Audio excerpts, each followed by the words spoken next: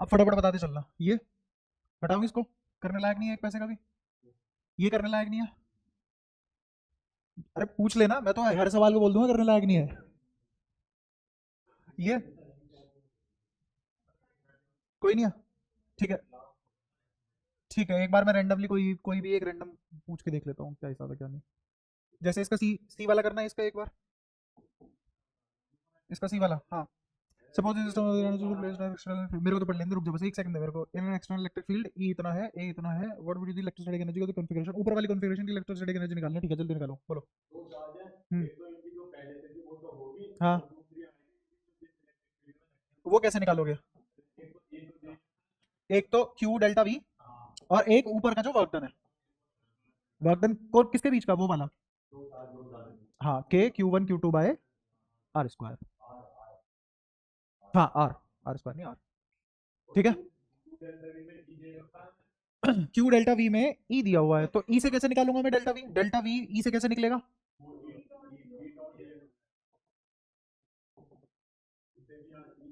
Sign यहाँ पे negative आएगा पॉजिटिव आएगा इसको सोल्व करने के बाद यहाँ पे? अरे नेगेटिव क्यों? इसको इंटीग्रेट करना है विद रिस्पेक्ट टू डीएल, है ना? तो डेल्टा वी वैसे ही लाओगे। अच्छा, अब जब इसको इंटीग्रेट करोगे तो ई का एक्सप्रेशन लिखोगे तुम A by R square D R, यहां माइनस बाहर, वन अपॉन आर स्क्वायर का integration minus one by R, और minus one by R minus minus plus, तो इसीलिए पूछ रहा था, हाँ प्लस आएगा माइनस आएगा। ठीक है, बढ़े आगे। हम्म। Estimate the heat released by the substance, हाँ बताना है। क्योंकि जो बची हुई एनर्जी जो हमें नहीं मिल पाती वो हीट में ही तो गई। ठीक है, ये इसमें इसमें इसमें इसमें ये बताना, बी बता दो चलो। इसके पहिया कंडक्टर क्यों लगाया जाता है? हाँ, फ्रिक्शन होता है। हाँ, इलेक्ट्रोनेगेटिव हो जाए उससे क्या होगा, इलेक्ट्रोनेगेटिव होने से होता रहे।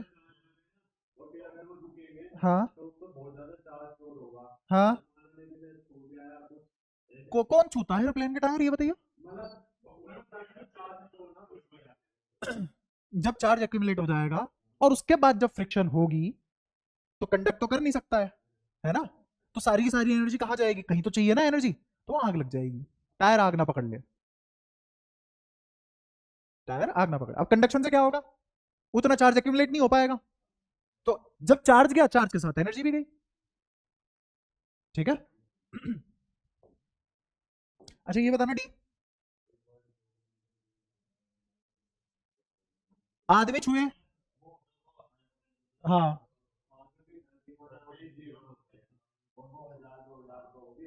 सिंपल सिंपल, मेरा मेरा इस बात का जवाब दे दो बस, बहुत ही आसान सा, कि अगर आदमी तार को छू लेता है और पक्षी तार को छूता है, तो पक्षी तार को छू जाए तो रामलीला, आदमी छू जाए तो कैरेक्टर ढीला, क्यों? क्यों होता है पोटेंशियल डिफरेंस? हाँ,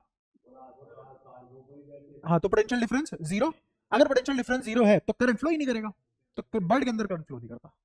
ठीक है, तो उसको शौक नहीं लगता। ये बताना है करने लायक, इसको फॉर्मूले से करोगे इतना समझ सकते हो कि 3/4 डी तो किसकी वजह से, और बचा हुआ फ्री स्पेस के हिसाब से, तो डायरेक्टली आंसर आ जाएगा। क्या एक लाइन में कर सकते हो इसको? हाँ लिखवाना जरा, एप्सिलॉन, हाँ ए बाय, अब आएगा मजा, 3/4 डी तो एज इट इज लिख दिया, 4 के साथ ही यहाँ नीचे, रीजन, क्योंकि डाइलेक्ट्रिक जहां तक फैला हुआ है, हाँ, नीचे आएगा क्या ऊपर आएगा? नीचे, ठीक है, फिर प्लस D/4, क्योंकि ये फ्री स्पेस वाला है। मैंने फॉर्मूला लगाया नहीं, जो समझ बताई थी उससे कर लिया। ठीक है, ये यही है क्या वो जिसमें दिक्कत थी तेरे को? हो गया ना सबको? क्या था क्या इसमें? ये नेटवर्क है 10 10, ठीक है 500, equivalent capacitance of the network, the charge of the each capacitor, charge her capacitor के पास कितना होगा। ठीक है, मेरे को बताओ, ये तीनों तो सीरीज में, ये पैरेलल में सबके साथ। ठीक है, हाँ हाँ हाँ हाँ हाँ हाँ हाँ हाँ, छुट्टी, शाबाश।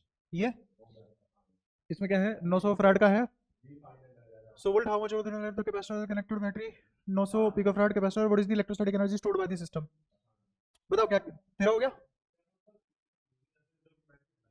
हाँ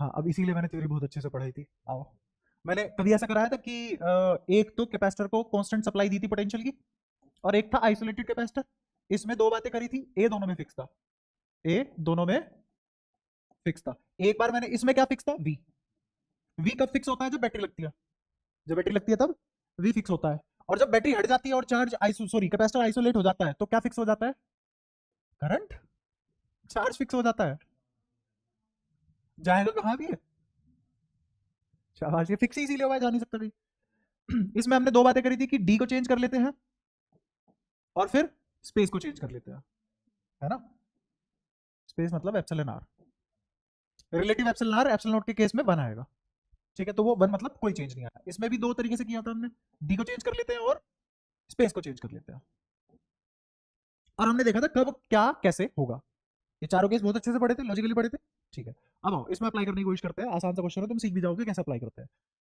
900 पिकोफैराड का कैपेसिटर है चार्ज करा गया 100 वोल्ट की बैटरी से ठीक है how much electrostatic energy is stored in the capacitor ठीक है एनर्जी कितनी स्टोर्ड होगी तो ये तो तुम्हें सभी पता है हाफ सी वी स्क्वायर लग जाएगा रख के तो नहीं दिखाना वैल्यू उसको कैलकुलेशन तो कर लोगे ना ठीक है अच्छा फिर दूसरा उसने पूछा capacitor is disconnected from the battery जैसी बैटरी से डिस्कनेक्ट हुआ केस कौन सा लग गया तुरंत क्यू फिक्स्ड नो अब जब डब्बा नो कंफ्यूजन क्यू फिक्स्ड ठीक है battery connected to the 900 picofarad capacitor ठीक है यही कैपेसिटर यहां से उठाया डिस्कनेक्ट किया और किसके साथ कनेक्ट कर दिया दूसरे कैपेसिटर के साथ अब देख मेरा सवाल कैसे बन गया इसको भाड़ में जान दे मैं कह रहा हूं कि पहले कैपेसिटर था जो बैटरी से कनेक्टेड था हटा लिया यहां से हटाने के बाद अब ये वाला किसके साथ कनेक्ट कर दिया दूसरे वाले कैपेसिटर के साथ कर दिया अब मुझे बता इस पे तो चार्ज फिक्स हो गया था ना पोटेंशियल मुझे पता नहीं है इसकी तो मुझे क्या नहीं पता वी नहीं पता बट क्या फिक्स हो चुका है पता हो या ना पता हो लेकिन फिक्स तो है पता हो या ना पता हो फिक्स तो है कोई दिक्कत अब इनिशियली कितना चार्ज है इस पे नेट चार्ज ये तो अभी ताजा ताजा लगाया गर्मा गर्म पैदा होके तो इस पे तो चार्ज जीरो है इस पे चार्ज जीरो है तो सारा का सारा चार्ज क्या है क्यू तो मैं ऐसे नहीं मान लूंगा कि ये पैरेलल सर्किट है यहां से चार्ज की सप्लाई क्यू आ गई और अब इसके रेशो में बांट दूंगा चार्ज पैरेलल के केस में डायरेक्टली प्रोपोर्शनल होता है कैपेसिटर के तो चार्ज कैसे बटेगा C1 upon C1 plus C2 into Q आओ Q1 क्या लिखा जाएगा C1 plus C2 into Q इसी दिन के लिए तो सिखाया था ये क्या है नेट चार्ज उतना लंबा क्यों होता है डायरेक्ट लिखो चार्ज अगर पूछा है तो है ना उसने आंसर मांगा है हमसे उसने ये थोड़ी ना कहा है कि यही वाले तरीके से करना तो हम तो सबसे आसान वाला तरीका ढूंढेंगे अच्छा तो अब उसने क्या कहा कि बैटरी से हटा दिया और दूसरे वाले के पास लगा दिया क्या दोनों बराबर है दोनों कैपेसिटर बराबर है दोनों कैपेसिटर बराबर है अगर दोनों कैपेसिटर बराबर है तो मैं ये भी क्यों लगाऊंगा मैं आधा आधा बढ़ जाएगा चार्ज छुट्टी चार्ज आधा आधा बढ़ेगा what is the electrostatic energy अब मैं एनर्जी किसके हिसाब से निकालूंगा क्यू स्क्वायर बाय 2c क्योंकि मुझे c पता है दोनों का बराबर है और q दोनों में आधा आधा बटा है तो क्या हो जाएगा ये q बाई 2 इनिशियल का आधा हो गया ना आ गई एनर्जी ये तो समझाने के दांत है अगर तुम्हें ये समझ में ऑलरेडी आता है तो तुम लिख के थोड़े ना करोगे दैट पैड यही हो जाएगा इतनी जगह में ठीक है तो इसलिए मैंने थ्योरी इस तरीके से पढ़ाई थी वो रीजन है ये एक्सरसाइज की शुरुआत के 2-3 क्वेश्चन तो बहुत ही लप्पो जप्पो होते हैं calculate the potential at the centre of the hexagon scalar quantity है आंख बंद करके समेशन वाला फॉर्मूला लगा के सबको जोड़ दो ये अच्छा इससे मैं बहुत सारी चीजें सिखा सकता हूँ वैसे तुम्हें इसमें दोनों चार्ज बराबर ले लिए ना हाँ और अब आइडेंटिफाई करने को बोल रहा है equipotential surface of the system शाबाश और what is the direction of electric field at every point ठीक है बताओ कैसे कैसे किया तुमने रुक जा 2-3 एक साथ बोले थे अच्छा लगा मुझे बट हाँ क्योंकि सब अलग अलग बोले इसलिए समझ में नहीं आया एक टाइम पे हाँ हाँ बीच से होके जाएगा क्यों चलो थोड़ा सा ना बढ़िया तरीके से अप्रोच करते हैं इसको एक बार है ना क्योंकि क्वेश्चन करना उद्देश्य नहीं है चीजें सीखना उद्देश्य है ताकि तुम हर क्वेश्चन कर पाओ ठीक है क्वेश्चन तो 1 सेकंड में हो ही जाएगा कोई दिक्कत नहीं कुछ चीजें सीखते हैं बीच की दूरी क्या दी है इस आदमी ने दी है 6 सेंटीमीटर डेटा वैसे माइंड भी नहीं करना अभी डेटा को मुझे बताओ इन दोनों के बीच में इलेक्ट्रिक फील्ड जीरो हो सकता है क्या पहले तो मुझे ये बताओ पहले तो मुझे ये बताओ, इसका इक्विलिब्रियम पॉइंट निकालो इस सिस्टम का। मैं तीसरा टेस्ट चार्ज मतलब यूनिट चार्ज, तीसरा यूनिट चार्ज इस सिस्टम में कहां रख दूं कि तीसरे वाला चार्ज इक्विलिब्रियम में आ जाए? सवाल समझे? इससे बाहर कहां? छोटे वाले की साइड, बड़े वाले की साइड? आप बताओ।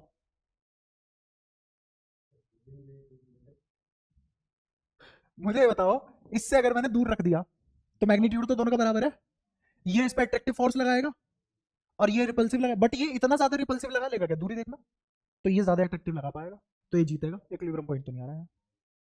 आओ इधर आ जाओ। भाई तुमने कहा कि ठीक है, तुम्हें इतनी बात रटी हुई है, यह समझ में आती है कि अगर दो अपोजिट नेचर के चार्ज है तो बीच में तो नहीं लाई करेगा इक्विलिब्रियम, छोटे वाले की साइड लाई करेगा, बट कोई छोटा है भी तो नहीं। इधर आ जाओ, ये रिपल्सिव ज्यादा होगा इस बार, इधर क्या होगा, चार्ज चिपक जाएगा आके।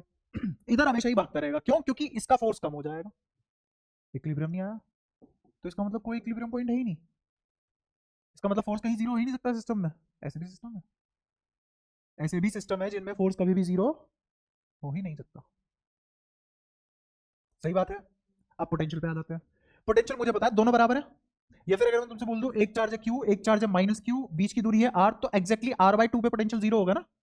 कैसे जीरो होगा? इसका यहाँ समेशन, इसकी वजह से माइनस, इसकी वजह से प्लस, स्केलर की तरह जुड़ता है जीरो, तो एक्जैक्टली 3 मीटर पे। अगर तुम ऐसे फॉर्मुले से निकालना चाहो तो फॉर्मुले से कैसे निकाल सकते हो? एक्स वगैरह मान के, डी माइनस एक्स वगैरह मान के, दिखाने वाले दाते सीबीएसई के दिखाया ना, है ना? ऐसा है ना? ठीक है, बच्चा चॉकलेट मांगे तो दे देते हैं, ऐसे समझ लेना इस सवाल को, और चॉकलेट दे आना उसे। चॉकलेट बोले तो रिप्रेजेंटेशन, डी मान के, डी माइनस एक्स मान के कराना, ठीक है?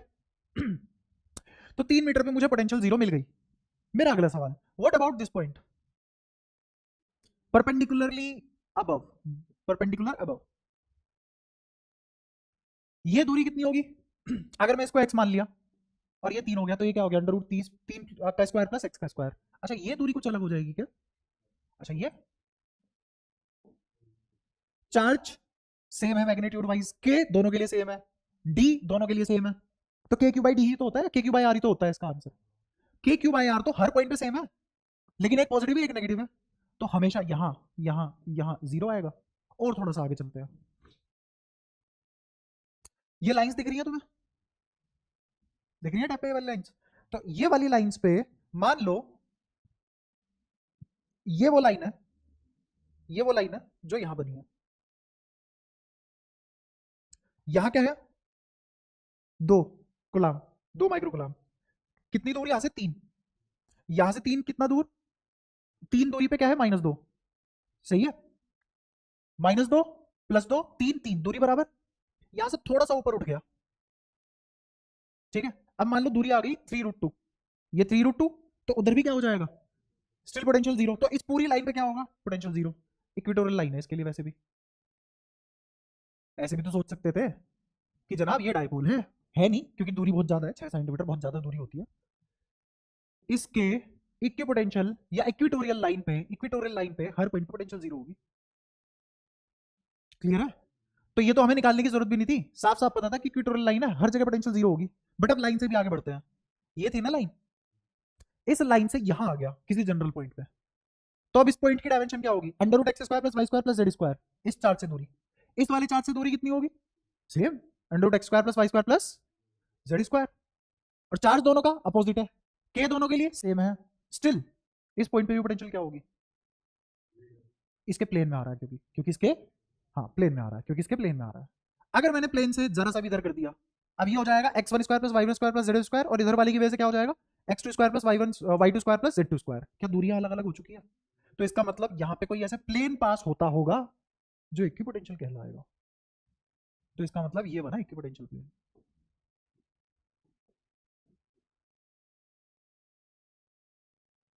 बताओ कोई दिक्कत? क्या हमने इक्विपोटेंशियल सरफेस ढूंढ लिया? कोई परेशानी? श्योर हो? अच्छा, तो आइडेंटिफाई इक्विपोटेंशियल सरफेस, उसने एक बोला था, एक तो ढूंढ के दे ही दिया मैंने उसे, एक इक्विपोटेंशियल सरफेस ढूंढ के दे दिया। अब इलेक्ट्रिक फील्ड कहां से कहां जाएगा? इलेक्ट्रिक फील्ड जाता है पॉजिटिव से नेगेटिव, तो इलेक्ट्रिक फील्ड लाइन असलियत में तो देखो ऐसे बनेगी, है ना? बट मजे की बात यह है, जब ये इस सरफेस से लीव करेंगी तो ये एंगल कितना बनाएंगे? 90 डिग्री। तो इस इक्विपोटेंशियल सरफेस को अगर अलग से बना दो और मेरे से पूछे इस इक्विपोटेंशियल सरफेस पे इलेक्ट्रिक फील्ड लाइन कैसी बनेगी, ऐसी बनेगी, परपेंडिकुलर टू इक्विपोटेंशियल सरफेस, क्योंकि लाइन हमेशा परपेंडिकुलर टू इक्विपोटेंशियल सरफेस जाती है। कोई दिक्कत? तो क्या हमने अगले वाला भी कर लिया? डायरेक्शन ऑफ इलेक्ट्रिक फील्ड कहां से कहां है? पॉजिटिव से नेगेटिव की तरफ है, मतलब लेफ्ट टू राइट है, और हर पॉइंट पे स्ट्रेट लाइन बनेगी 90 डिग्री पे with respect to equipotential surface. ये तो प्रॉपर्टी भी है। और ठीक है, अब मेरा सवाल ये है,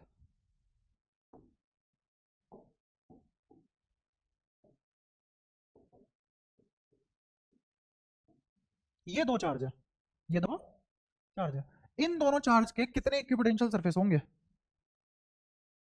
एक तो मुझे पता ही है ना, ये रहा बीच में, ये इक्विपोटेंशियल सरफेस कहां से कहां तक फैला हुआ है? इंफिनिटी, इधर भी इंफिनिटी क्योंकि हर पॉइंट सेम डायमेंशन पे आएगा, इधर भी इंफिनिटी, ऊपर भी नीचे भी। लेकिन क्या सिर्फ यही एक इक्विपोटेंशियल सरफेस होगा?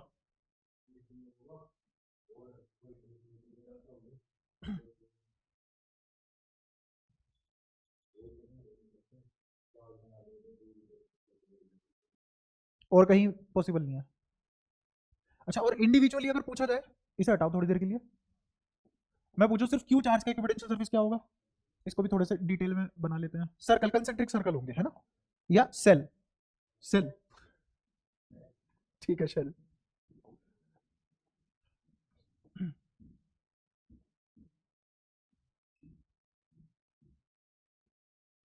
ऐसे कितने होंगे?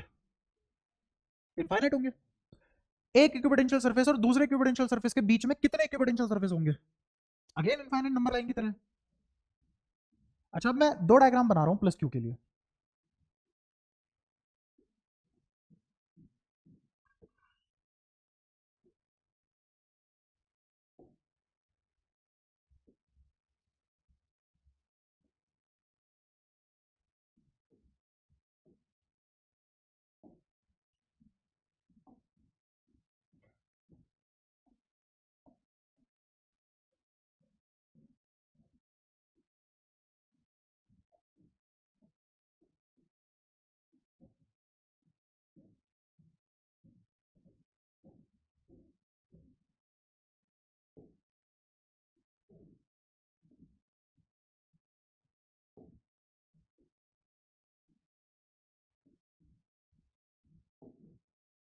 एक तो इक्विपोटेंशियल सरफेस मैंने ऐसे बनाए, है ना, यहाँ तीन चल रहे हैं, चार चल रहे हैं, तो ऐसा करते हैं।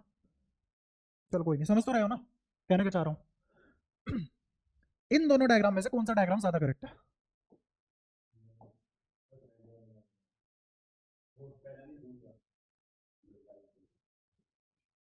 तू बता, डायग्राम ए डायग्राम बी में से कौन सा डायग्राम ज्यादा करेक्ट है for equipotential surfaces of charge plus Q? दोनों प्लस क्यू है, दोनों के इक्विपोटेंशियल सरफेस बना दिए, दोनों में से ज्यादा एक्यूरेट कौन सा है?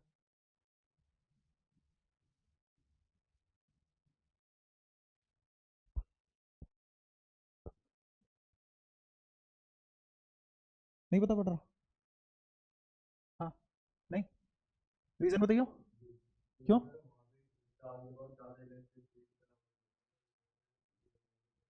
हाँ, बिल्कुल सही, शाबाश। ये इलेक्ट्रिक फील्ड लाइन है, इलेक्ट्रिक फील्ड लाइन के लॉन्ग जाने से पोटेंशियल घटती है। अगर मेरा इलेक्ट्रिक फील्ड यूनिफॉर्म है तो इक्विपोटेंशियल सरफेस ऐसे आएंगे, इक्वी डिस्टेंस होंगे। क्यों? क्योंकि हर हर एलिमेंटल दूरी पे सेम ड्रॉप आएगा। एक point charge uniform electric field बनाता है क्या? नहीं, सही बात है। तो एक point charge uniform electric field नहीं बनाता। दूर जाते जाते इन लाइनों के बीच की दूरी या इलेक्ट्रिक फील्ड लाइन डेंसिटी कम होती जाएगी। यहां पे मैं एक छोटा सा सर्कल लूं और यहां पे एक छोटा सा उतने ही साइज का सर्कल लूं, तो इसमें से एक लाइन पास होगी, इसमें से दो हो गई, लाइन डेंसिटी कम हो गई ना, पर यूनिट स्पेस या पर यूनिट वॉल्यूम। समझ पा रहे हो वाली बात? और नॉन यूनिफॉर्म भी है, तो जैसे जैसे मैं दूर जाऊंगा चार्ज से इलेक्ट्रिक फील्ड कमजोर नहीं हो जाएगा। तो अब मेरे इक्विपोटेंशियल सरफेस या फिर इक्विपोटेंशियल सरफेस बाद में आएंगे। अगर मैं बोलूं कि ये इलेक्ट्रिक फील्ड वेरी करता है, इलेक्ट्रिक फील्ड वेरी करता है, और इस इलेक्ट्रिक फील्ड का एक्सप्रेशन है ई नोट बाई एक्स, समझ गए क्या हो रहा है? इसका मतलब जैसे जैसे दूरी बढ़ेगी इलेक्ट्रिक फील्ड कमजोर होगा। सही है। अब मेरे को बताओ, मेरे को यहां से यहां पोटेंशियल ड्रॉप लेना है 10 वोल्ट का, तो अगला ड्रॉप मान लो ये दूरी थी 5 मीटर, अगला ड्रॉप 5 मीटर पे आएगा या 5 से कम पे आएगा, 5 से ज्यादा पे? ये इलेक्ट्रिक फील्ड कमजोर हो रहा है या मजबूत हो रहा है? कमजोर हो रहा है। तो मेरे को थोड़ा और ज्यादा चलना पड़ेगा वही ड्रॉप लेने के लिए। तो अब मुझे 5 से ज्यादा चलना पड़ेगा अगले 10 वोल्ट के लिए, क्योंकि इलेक्ट्रिक फील्ड कमजोर है। क्योंकि इलेक्ट्रिक फील्ड कमजोर है, पोटेंशियल ग्रेडियंट ही होता है इलेक्ट्रिक फील्ड, ये मत भूलना बस, पोटेंशियल ग्रेडियंट होता है। तो अगर इलेक्ट्रिक फील्ड कमजोर है तो ज्यादा चल के सेम ड्रॉप आएगा। और ये मैं पहले भी बता चुका हूँ जेड एक्सिस वगैरह पे, जब मैंने तुम्हें पोटेंशियल ड्रॉप करवाए थे। सब है, सब सब पहले से पढ़ा रखा है मैंने, कुछ भी नया नहीं बता रहा हूँ मैं इसमें। बट तुम्हारे ऊपर आर्ट है ना ये, कि 10वीं बार पढ़ेंगे बिल्कुल ऐसे जैसे पहली बार, एक्साइटमेंट वही। तो अब इसने इलेक्ट्रिक फील्ड लाइन ऐसे गई, यहाँ इक्विपोटेंशियल सरफेस पास पास आते जा रहे हैं, क्या मजा आ गया? ड्रॉप इतना कम आ जाएगा कि वो ड्रॉप ही नहीं होगा, डेल्टा वी जीरो करवा दोगे तुम तो अब बताओ ए और बी में से कौन सा ज्यादा करेक्ट बना? बी इज करेक्ट, है ना? अब खुद सोचो, मुझे क्या करना चाहिए? मुझे थ्योरी बहुत अच्छी पढ़ानी चाहिए ताकि तुम हर जगह अप्लाई कर लो, ऐसे एग्जांपल दे लेके हर जगह तुम्हें एक्सप्लेन करना चाहिए कि सर एक एक क्वेश्चन एक्सप्लेन करो। थ्योरी तो मैं बेस्ट क्या कर सकता हूँ? मैं बेस्ट यही कर सकता हूँ, तुम्हें बता अच्छे तरीके से दूं, इंप्लीमेंट तुम कहीं भी कर लो उसको, है ना? तो तुम्हें यहाँ पे क्या बात इंप्लीमेंट करनी थी? कोर कॉन्सेप्ट क्या है यहाँ पे? इलेक्ट्रिक फील्ड लाइन के अलोंग पोटेंशियल घटता है, ठीक है? Equal to minus DV by D R, equal to minus DV by D R. और नेगेटिव क्या शो करता है? घटती पोटेंशियल। बताओ कोई दिक्कत? रेजिस्टेंस के अक्रॉस क्यों पोटेंशियल घट रही है? यही तो रीजन है उसका भी। अच्छा नेगेटिव होता तो ये, अब तो मुझे डायरेक्ट बनवा दो, नेगेटिव के लिए क्या होगा? इक्विपोटेंशियल पास पास होंगे या दूर दूर? शुरुआत में पास पास, बाद में दूर दूर, या इसका उल्टा?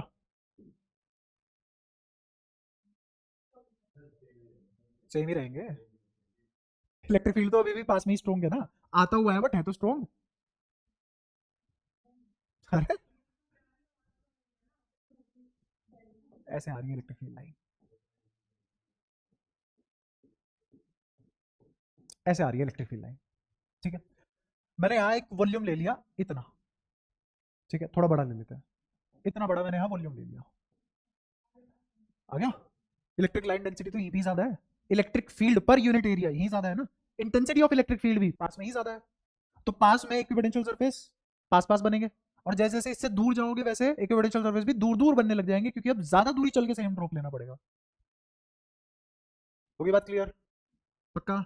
यहाँ तक कोई दिक्कत? इसको तुम ऐसे भी समझ सकते हो, बहुत ही आसान एक्सप्रेशन, एग्जैक्ट एक्सप्रेशन तो ये होता है, एग्जैक्ट एक्सप्रेशन तो ये है, बट ये भूल जाओ तुम, सब यूनिफॉर्म मान लो दुनिया में, और नेगेटिव भूल जाओ, और इसको ऐसे याद कर लो। अगर मैंने बोला कि मेरी इलेक्ट्रिक फील्ड की वैल्यू ज्यादा है तो कम लेंथ पे सेम पोटेंशियल नहीं आ जाएगी? और अगर मैंने बोला कि मेरी इलेक्ट्रिक फील्ड की वैल्यू कम है, अब ज्यादा लेंथ पे सेम पोटेंशियल नहीं आएगी? और ये एल क्या है? दूरी बिटवीन टू इक्विपोटेंशियल सरफेस, खत्म। लो, एक को तरीका थोड़ी ना है समझाने का, 10 है। और कोई दिक्कत? सारी बातें क्लियर? अब जहां मैं जाना चाह रहा था वहां चलते हैं।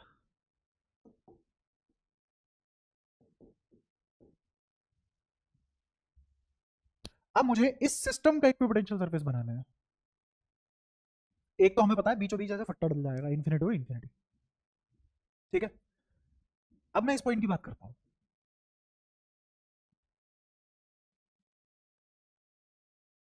इस पॉइंट पे क्या होगा? इस पॉइंट पे इन दोनों की वजह से पोटेंशियल जीरो होगा क्या? ना। इक्विपोटेंशियल सरफेस की डेफिनेशन रिविजिट करते हैं, तुम क्यों नहीं इमेजिन कर पा रहे मैं बताता हूँ। इक्विपोटेंशियल सरफेस वो सरफेस होते हैं क्या जिन पे पोटेंशियल जीरो होती है? नहीं। इक्विपोटेंशियल सरफेस वो सरफेस होते हैं क्या जिन पे पोटेंशियल डिफरेंस जीरो होता है? सिंपल डेफिनेशन अप्लाई नहीं कर पाते बस हम, यही तो की बात है हमारी। तो इस पॉइंट की बात करते हैं, यहां इन दोनों की वजह से पोटेंशियल जीरो है क्या? नहीं। लेकिन क्या कोई और ऐसा पॉइंट, अगर मान लो यहां पे पोटेंशियल वी है, तो मैं दूसरा पॉइंट ऐसा ढूंढ सकता हूं जहां पे पोटेंशियल वी ही हो? बिल्कुल ढूंढ सकते हैं, ढूंढा जा सकता है ना। ऐसे कितने पॉइंट होंगे जिन पे पोटेंशियल वी है? इनफाइनाइट। तो बन जाएगा ना उनका एक पोटेंशियल सरफेस। अभी थोड़ी देर पहले तुम्हें लग रहा था एक ही बनेगा। वो क्यों लग रहा था? क्योंकि तुम मान रहे थे कि v0 करना है। अरे v0 नहीं करना होता, डेल्टा v0 करना होता है। यहां पे भी डेल्टा v ही 0 था। क्यों डेल्टा v 0 था? क्योंकि 0 माइनस 0 भी तो 0 होता है। यहां पे पोटेंशियल कितनी? 0। यहां पोटेंशियल कितनी? 0। इन दोनों पॉइंट के बीच का पोटेंशियल डिफरेंस 0। इन दोनों के बीच का पोटेंशियल डिफरेंस 0 है, इसलिए इक्विपोटेंशियल सरफेस है। इस पे किन्हीं भी दो पॉइंट के बीच का पोटेंशियल डिफरेंस 0 है, और इंडिविजुअली भी 0 है। और तुमने यहां से क्या सीखा? इंडिविजुअली 0 जरूर होना चाहिए। इसलिए तुम बोल रहे थे इस सिस्टम में भी एक ही आएगा बीच में से ना, अब बहुत सारे आएंगे। मुझे अब एक ऐसा पॉइंट ढूंढना है जिस पे पोटेंशियल v हो, जिस पे पोटेंशियल, तो v माइनस v 0 हो जाएगा, इक्विपोटेंशियल सरफेस बनेगा। अच्छा इसकी वजह से यहां कोई पोटेंशियल होगी, है ना? यहां से इस पॉइंट की दूरी को मैं फंक्शन का नाम देता हूं r2, और यहां से यहां दूरी का नाम दे देता हूं r1। r2 r1 दोनों वेरी करते हैं, r2 r1 दोनों वेरी करते हैं। अब मैं पोटेंशियल लिखा हूं, v माइनस क्यू की वजह से क्या लिखी जाएगी? k। और v क्यू की वजह से क्या लिखी जाएगी? तो v नेट क्या लिखी जाएगी? हाँ ऊपर वाले में, ओके। v नेट क्या लिखा जाएगा? k की तो कॉमन आ गया ना, क्या 1 upon r2 minus 1 upon r1। और अगर मैं v को कांस्टेंट कर दूं, समझते रहे ना, अगर v को कांस्टेंट कर दूं तो डेल्टा v क्या हो जाएगा? एक ही वही बता बस। इसीलिए वो तुम्हें सबसे ठीक है पढ़ाई में, क्योंकि वो रिस्पॉन्ड करता है, तो बातें रिटेलिएट हो जाती है, तस्वीर बनने नहीं आता। डेल्टा वी 0 सभी को पता है, तो क्यों ना इस फंक्शन को कांस्टेंट कर दूं। अब इस फंक्शन को कांस्टेंट करने का मैथमेटिकल तरीका क्या हो सकता है? ध्यान से सुनना, अगर मैंने r2 को बढ़ाया तो r1 को घटाऊं कि बढ़ाऊं? कांस्टेंट करना है v को, r2 को बढ़ा रहा हूं तो r1 को भी बढ़ाना पड़ेगा, तभी ये कांस्टेंट हो पाएगा, उसी मार्जिन के हिसाब से, उसी प्रोपोर्शन के हिसाब से। अगर मैंने इसको k टाइम्स बढ़ाया तो इसको भी, आई बात समझ? अच्छा अब बिल्कुल बीच वाली लाइन पे आते हैं सिंपलिसिटी के लिए, ताकि तुम समझ पाओ। मुझे पता है कि इस पूरी लाइन पे हर जगह v 0 है, और हर जगह डेल्टा वी भी 0 है। अब एक और चीज समझ लो इसी बात से, कि डेल्टा वी 0 होने का मतलब क्या इलेक्ट्रिक फील्ड 0 होता है? नहीं। इलेक्ट्रिक फील्ड कहां से आता है? तो मैंने वही तो लिखा है अब बताओ दोबारा। इलेक्ट्रिक फील्ड, अरे यही तो सिखाया था, पोटेंशियल इलेक्ट्रिक फील्ड दोनों पॉइंट पे डिफाइन होते हैं। और कहां इलेक्ट्रिक फील्ड को डिफाइन करेगा? वहां तो इलेक्ट्रिक फील्ड था, पोटेंशियल नहीं था। हाँ एंटी पैरेलल होती है इक्वेटोरियल पे, और इक्वेटोरियल पे पोटेंशियल है 0, तो जहां पोटेंशियल 0 है वहां मजे में इलेक्ट्रिक फील्ड दौड़ रहा है। तो इसका मतलब डेल्टा वी 0 होने का मतलब ई 0 है, ऐसा कोई जरूरी नहीं है। वो भी देख लो, इलेक्ट्रिक फील्ड लाइन ऐसे बनेगी ना, और तुम कह रहे हो हाँ डेल्टा वी 0 है और ई 0 होता है, इसका मतलब अगर, तो यहां तो लाइन टूट जाएगी, 12वीं की शुरुआत ही खत्म हो गई, तो ऐसा तो नहीं होता। क्लियर हुआ?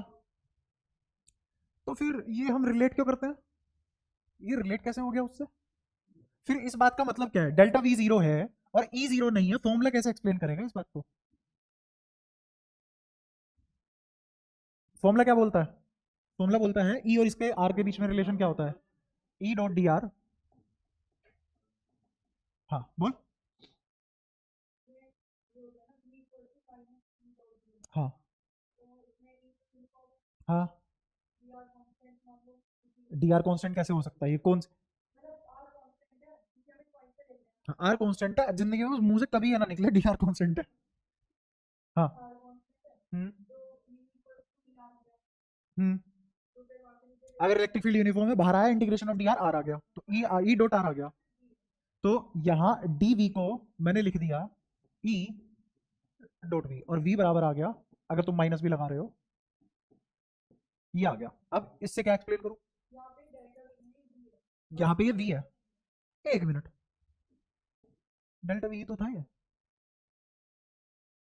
ये कैसी एक्सप्लेनेशन? हाँ हाँ, डीवी बराबर minus E dot D R था। हाँ हाँ हाँ हाँ हाँ। डी आर की डायरेक्शन में कोई इलेक्ट्रिक फील्ड नहीं है, बट कहीं और तो हो सकता है। और यही रीजन है कि इक्विपोटेंशियल सरफेस से लाइन परपेंडिकुलरली निकलती है, क्योंकि अगर ये मेरा इक्विपोटेंशियल सरफेस है और ये मेरी इलेक्ट्रिक फील्ड लाइन है, तो जो ई डॉट डी आर होता है ये E D R cos theta होता है। लेकिन पोटेंशियल तो ऐसे लोगे ना, तो असलियत में कोस का कंपोनेंट जीरो है, ये और ये जीरो नहीं है। पोटेंशियल ड्रॉप किस डायरेक्शन में होता है? इलेक्ट्रिक फील्ड की डायरेक्शन में होता है। अब इलेक्ट्रिक फील्ड इस डायरेक्शन में है, तो इस डायरेक्शन में पोटेंशियल ड्रॉप बताना कितना होगा? होगा ही नहीं, क्योंकि इस डायरेक्शन में कोई इलेक्ट्रिक फील्ड है नहीं है। अगेन ये सब बातें इससे 100 गुना डिटेल में 2 से 3 बार हो चुकी है। एक महीना ऐसे ही गया था ना, वो क्लास नहीं हो पाई थी उसमें। क्या कर रहे थे उसमें? तेरा तो जस्टिफाई हो गया, पढ़ रहे थे। तुम दोनों क्या कर रहे थे?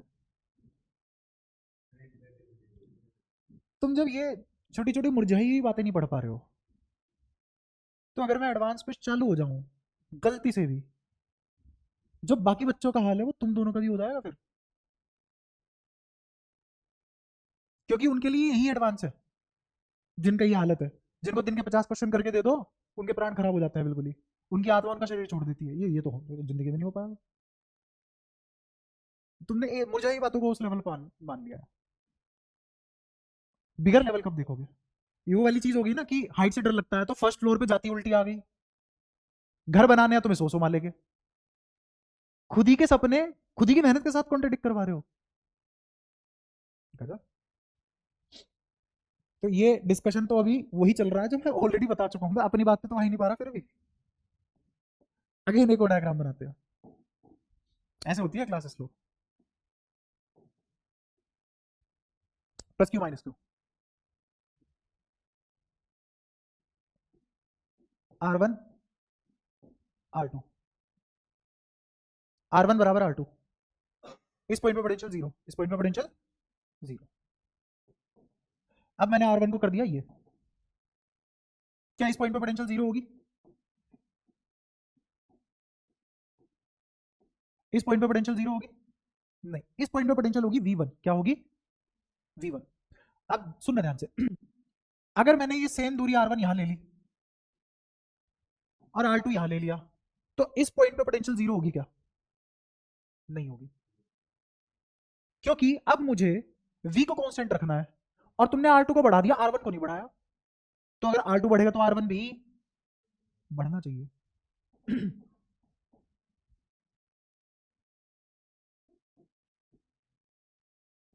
अब बताओ, क्या पॉसिबल है यहाँ पे V1 होना?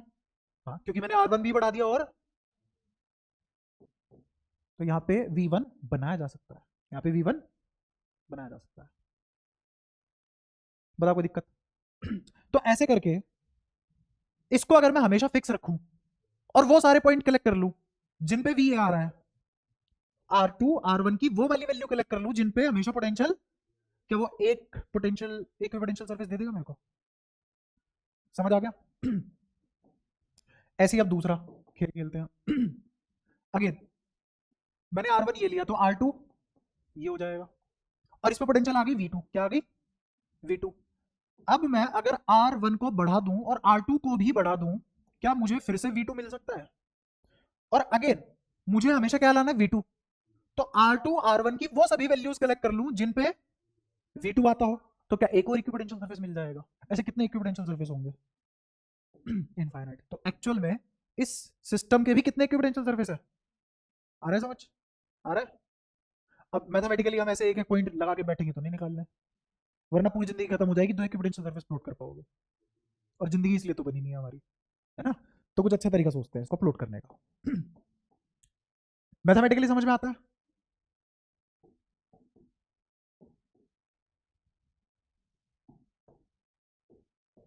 एक प्लस क्यू एक माइनस क्यू, इसका इलेक्ट्रिक फील्ड लाइन का डायग्राम बनाए।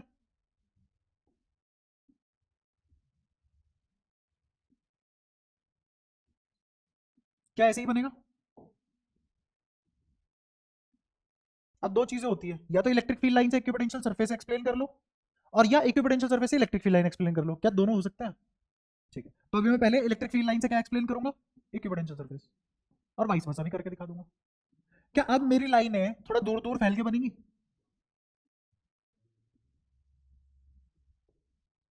अब लाइनें थोड़ा दूर दूर फैल के बनेंगी। अगेन याद एक ही चीज रखनी है, इलेक्ट्रिक फील्ड घटता है या इलेक्ट्रिक फील्ड के अलोंग जाने पे पोटेंशियल घटती है, और अगर इलेक्ट्रिक फील्ड घटता है तो मुझे ज्यादा चल के पोटेंशियल ड्रॉप सेम मिलेगा। या फिर ऐसा बोल लो कि डेंस इलेक्ट्रिक फील्ड में कम दूरी पे ज्यादा पोटेंशियल घटता है, जहां इलेक्ट्रिक फील्ड इंटेंसिटी ज्यादा है वहां कम चलने पे ही ज्यादा पोटेंशियल घट जाएगा। ई डॉट एल आ रहा है समझ? आसान है समझना, ठीक है। सबसे ज्यादा लाइनें डेंस कहां होंगी? बीच में। और जैसे जैसे इस लाइन से जैसे जैसे दूर जाऊंगा वैसे वैसे लाइन खुल खुल के बनने लगेंगी। तो अगर मैं यहां से यहां चला, इतना सा चलूं, देखना जरा सा चलाऊं मैं, तो इस रीजन में जरा सा चलते ही पोटेंशियल ड्रॉप भयंकर आएगा, पोटेंशियल ड्रॉप। और अब जैसे जैसे मैं इस डायरेक्शन में वाई एक्सिस में ऊपर चलता चलूं, अब मेरे पोटेंशियल ड्रॉप थोड़ा दूर दूर चल के आने लगेंगे। ये जो एरो है ये सब क्या डिनोट कर रहे हैं? Same potential point, same potential point. ये क्या डिनोट कर रहे हैं? अब इन सब एरो को हटा के, क्योंकि ये डायग्राम 3D का है, क्योंकि ये डायग्राम 3D का है, तो क्या ये बनेगा?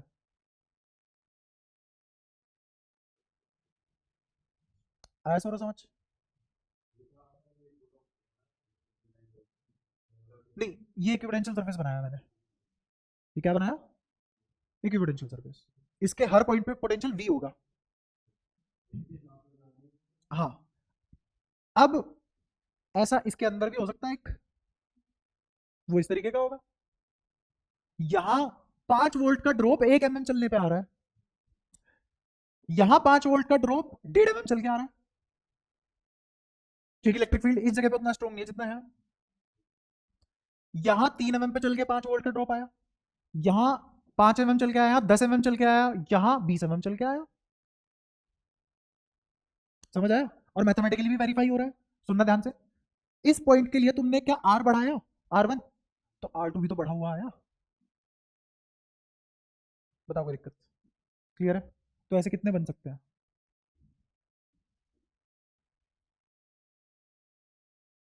इनफाइनाइट। अब ऐसे ही समेशन वाले खेल इधर भी तो खेले जा सकते हैं। इसने कौन सी चूड़ी पहन रखी है? सही है।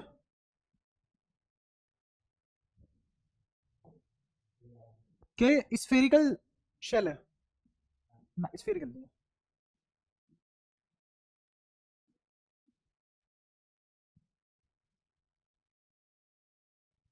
क्या ऐसे बनते चले जाएंगे? अच्छा, दो इक्विपोटेंशियल सरफेस एक दूसरे को क्रॉस कर सकते हैं क्या? हाँ, इक्विपोटेंशियल सरफेस एक दूसरे को क्रॉस कर सकते हैं क्या? क्यों? रीजन बताना। पोटेंशियल अलग अलग होगी, डेल्टा वी जीरो होना चाहिए।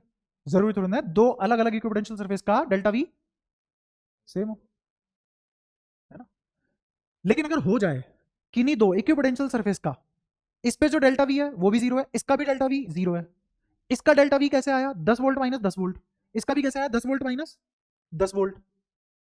सेम पोटेंशियल करके ही तो इक्विपोटेंशियल सरफेस बनता है। अब क्या ये दोनों आइडेंटिकल इक्विपोटेंशियल सरफेस है? क्या अब क्रॉस कर सकते हैं एक दूसरे को?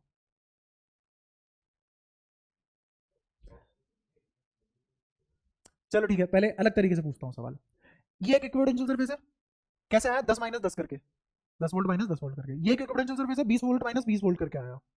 ये दोनों एक दूसरे को क्रॉस नहीं कर सकते, क्योंकि एक ही पॉइंट पे 10 वोल्ट और 20 वोल्ट नहीं लाई कर सकता। इसके हर पॉइंट पे पोटेंशियल कितनी है?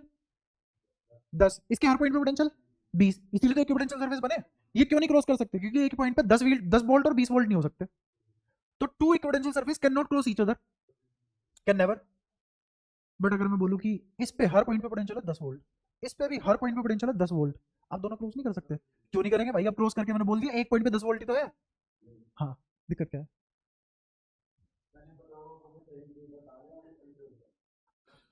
मैं तो तुम्हारे सामने क्वेश्चन रख दिया। हाँ, कि क्या सोचोगे अब तुम? सारे हथियार तुम्हारे पास है। ऐसे क्यों नहीं करेंगे, रीजन बता। हाँ हाँ हाँ हाँ। क्या पता इसकी वजह से जो इक्विपोटेंशियल सरफेस बन रहा है और इसकी वजह से जो इक्विपोटेंशियल सरफेस आया, बेशक दोनों के वी और वी सेम है, बट दोनों को मर्ज करने के बाद क्या पता किसी एक की इलेक्ट्रिक फील्ड लाइन इसकी टेंजेंशियल आ जाए, और इक्विपोटेंशियल सरफेस के टेंजेंट में कोई इलेक्ट्रिक फील्ड पॉसिबल नहीं है। एक और लेवल अप करते, दोनों की ज्योमेट्री भी सेम है। हाँ, दोनों दोनों स्फीयर है।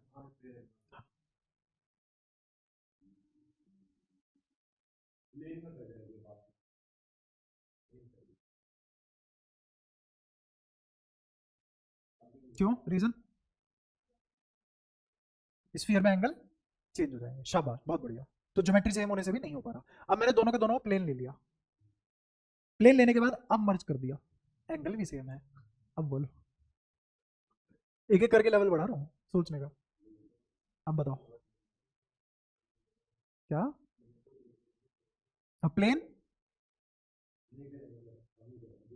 क्यों नहीं करेंगे अब भी इंटरसेक्ट? अब तो सारी बातें फुलफिल होगी, 90 डिग्री पे है इलेक्ट्रिक फील्ड, हर पॉइंट पे पोटेंशियल सेम है। तो अब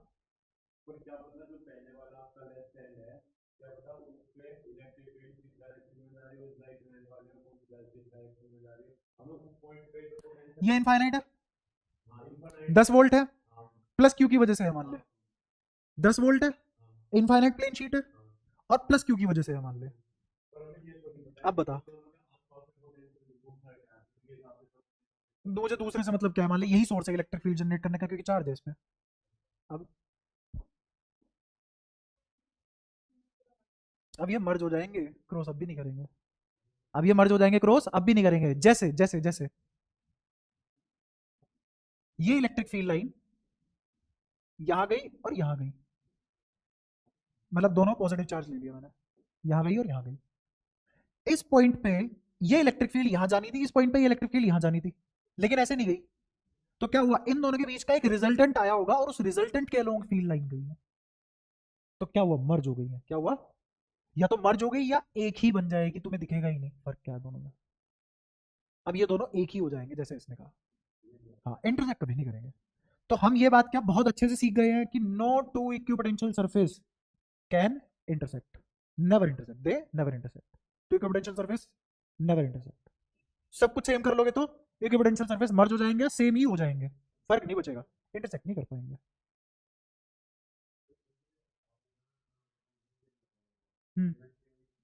ज्योमेट्री अभी सेम नहीं है। हाँ हाँ।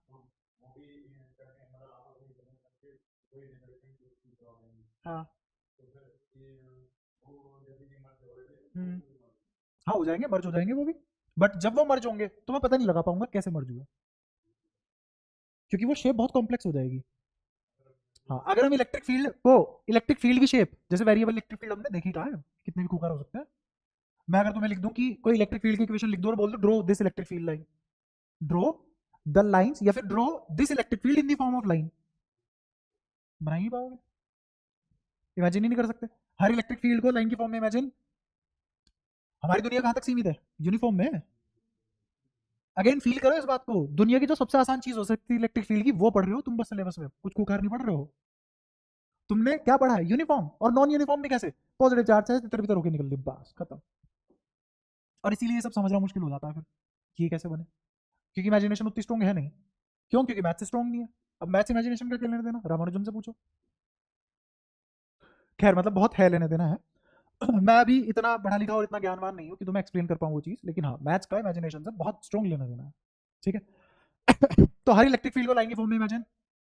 अब तुमने दो कॉम्प्लेक्स शेप के, कॉम्प्लेक्स इक्विपोटेंशियल सरफेस जिनकी मुझे ऑलरेडी शेप नहीं पता थी, वो मर्ज करवा दिए, क्या बनेगा मुझे क्या पता। और हम यहाँ किसकी बात कर रहे हैं, जो हम बना सके। ठीक है। अगर तुम मेरे से कुछ भी पूछ लो कि सर मुझे तो इन दो चीजों का इक्विपोटेंशियल सरफेस इमेजिन करवा दो, मैं नहीं करवा पाऊंगा। मैं कौन से वाले करवा पा रहा हूँ, जो मैंने पढ़े हैं, ये जो मैंने देखे हैं कभी ना कभी जिंदगी में। वो अलग बात है, मैंने दुनिया से ज्यादा देख रखे होंगे, नॉर्मल दुनिया से, पूरी दुनिया से, नॉर्मल दुनिया से ज्यादा देख रखे होंगे, जैसे ये मैं तुम्हें इमेजिन करवा पा रहा हूँ। लोग बस बना के छोड़ते हैं, रटवाते हैं, खत्म बात।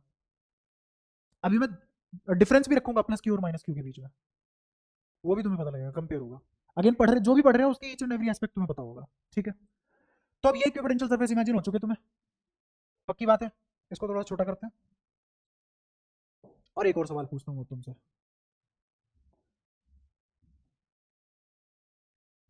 क्या ऐसा बनाना सही है? क्या ये बना सकता हूं मैं? चलो इसको बाद में पूछूंगा, तुम्हें समझ नहीं आएगा ऐसे, महंगे महंगे रह जाओगे तुम बहुत चुपके एकदम। हाँ हाँ, एक और सवाल।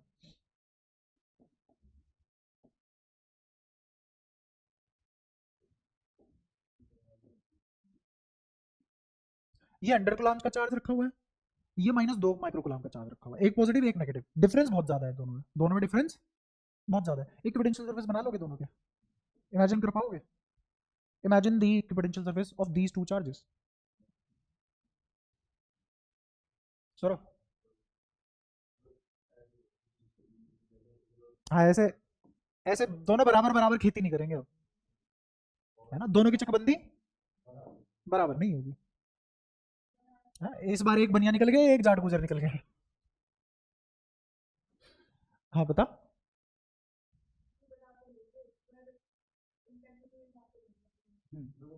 हाँ, दो के पास बनेगा। हम्म हम्म 100 के पास।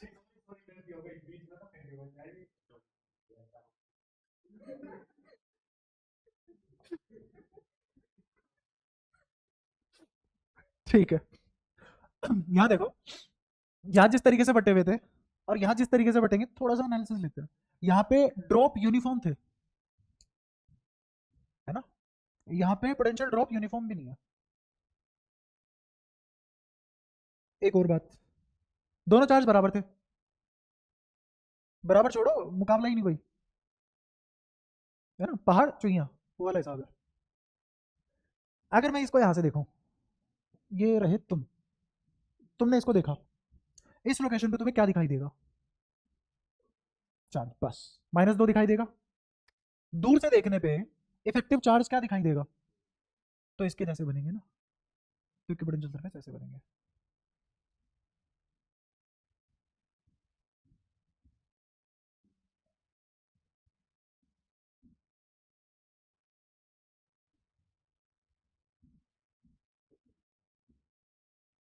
अब समझ में आया एनवेलप क्यों हो गए दोनों?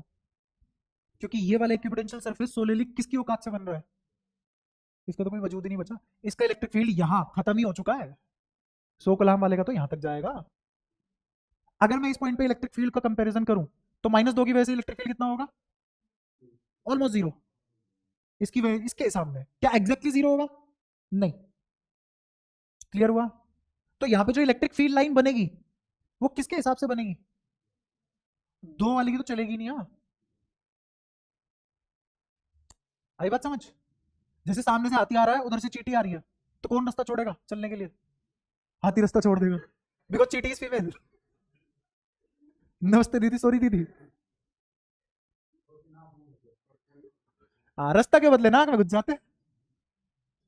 अरे हर कोई आदमी की जूनी का नहीं होता, घुसे ही जा रहे हैं। ये समझ आया? कोई दिक्कत? हाँ, मैंने एग्जैक्ट नहीं बनाया, अगर तुम इसको ग्राफिकली देखोगे तो एग्जैक्ट नहीं है, एग्जैक्ट तो कुछ कुछ ऐसा दिखेगा। अगर मैं चार्ज हटा दूं और इक्विपोटेंशियल सरफेस बनाऊं,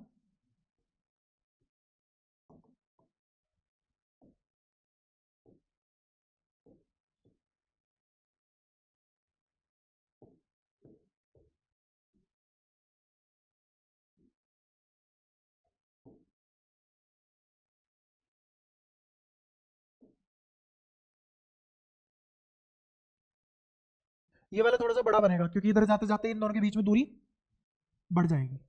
वो मैं यहाँ नहीं बना पाया, समझ तो पा रहे हो ना? ठीक है। और जो फिर बाद में बनना शुरू हो जाएगा, वो ऐसे बनना शुरू हो जाएगा। अब यहाँ पे जो गैप आया, यहाँ पे कोई चार्ज होगा जो हमें दिख भी नहीं रहा, इसलिए एनवेलपिंग पूरी कंप्लीट हो गई। समझ पाए हो? अब मेरा वही सवाल, क्या ऐसा भी इक्विपोटेंशियल सरफेस इधर भी एग्जिस्ट कर सकता है? बहुत दूर जाके तो इलेक्ट्रिक फील्ड लाइन ही ना बनेगी, क्यों नहीं कर सकता, उतना ही नेगेटिव चार्ज है, तो यहाँ पे इलेक्ट्रिक फील्ड लाइन दोनों की मिली भगत से बनेगी। तो ऐसी शेप कभी भी एनवलप, एनवलप तो तब बनेगा ना जब एक ही टाइप का हो, इफेक्टिव चार्ज एक ही टाइप का हो तभी तो एनवलप बनेगा। ऐसे यहाँ पे एनवलप नहीं बनेगा, यहाँ पे दो इक्विपोटेंशियल सरफेस मर्ज मर्ज नहीं होंगे, दो इक्विपोटेंशियल सरफेस मर्ज नहीं होंगे। ये इक्विपोटेंशियल सरफेस बीच में कितने भी पास आ जाएं पर बनेंगे अलग अलग, ये एक दूसरे को इंटरसेक्ट नहीं करेंगे। तो ये वाला कभी भी नहीं बनेगा, ये बन जाएगा। क्या मेरी बात समझ पाए? सबसे बाहर वाला रजाई, लिहाफ, कंबल, ब्लैंकेट, जो भी तुम इसको बोलो, ये नहीं बन पाएगा। ठीक है, क्लियर है मेरी बात?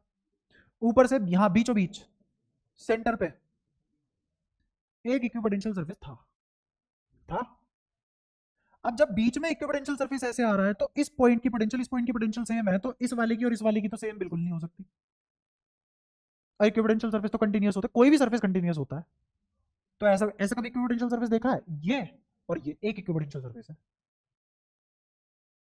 एस ऑर्बिटल पी ऑर्बिटल थोड़ी ना बना रहे हो, इक्विपोटेंशियल सरफेस बना रहे हैं ना, तो ऐसे नहीं बन सकता। तो बीच में डिसकंटिन्यूटी आ गई तो मतलब एग्जिस्ट भी नहीं कर सकता। मैंने दो रीजन दिए हैं, ये बाहर वाली रजाई क्यों नहीं बन सकती। क्लियर है ये सारी बातें? कोई दिक्कत यहां तक? ये भी क्लियर है? अब इसका और बनवा दो, लगे हाथ। अच्छा, uniform electric field along any axis और non uniform electric field along any axis का मैं करवा चुका हूं क्लास में पहले भी। इक्विपोटेंशियल सरफेस कैसे बनते हैं? Uniform electric field along Y axis मान लो, non uniform electric field along Z axis मान लो, दोनों अलग अलग क्वेश्चन है।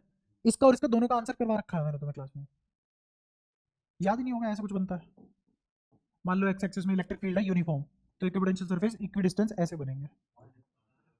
तो यही तो याद दिला रहा हूं। मान लो जेड एक्सिस में इलेक्ट्रिक फील्ड नॉन यूनिफॉर्म है, आप ये देखेंगे बढ़ता हुआ है घटता हुआ है, उस हिसाब से बनेंगे पास पास या दूर दूर। क्या करवा रखा है? आधा आधा घंटा लेते हो फिर भूल जाते हो, ऐसे कैसे पढ़ोगे यार? अब प्लस क्यू और प्लस क्यू इन दोनों का बनाए अगर,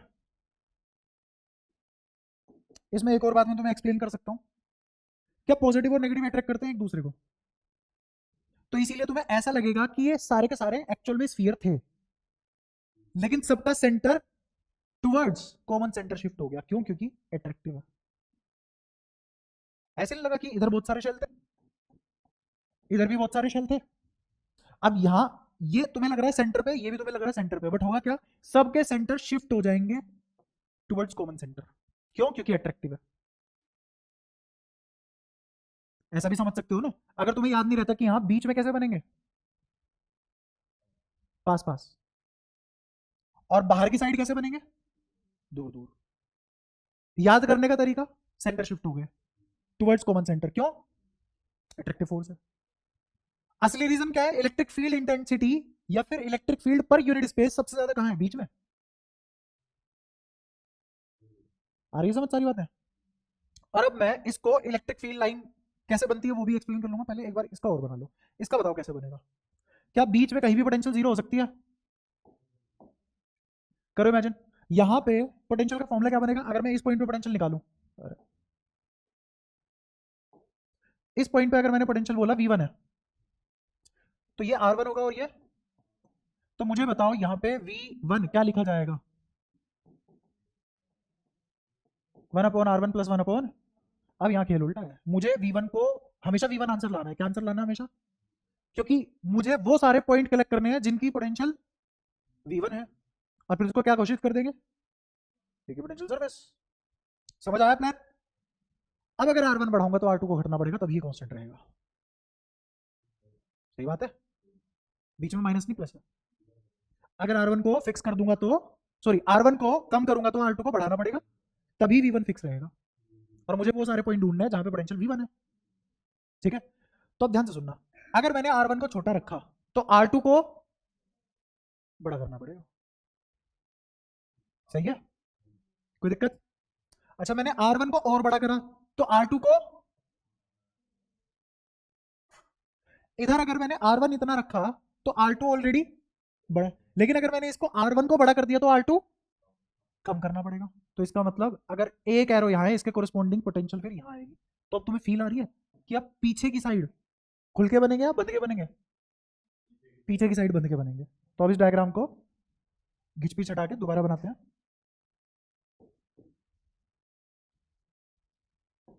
P+Q थोड़ा सा दूर बना दो।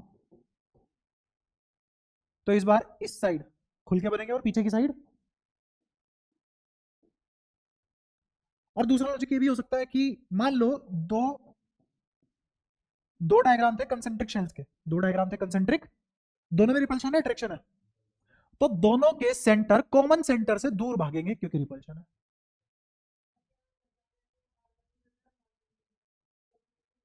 हाँ किसी एक को घटना पड़ेगा, तो इसीलिए इधर पास पास बनेंगे और इधर बीच में दूर दूर बनेंगे। समझ आया?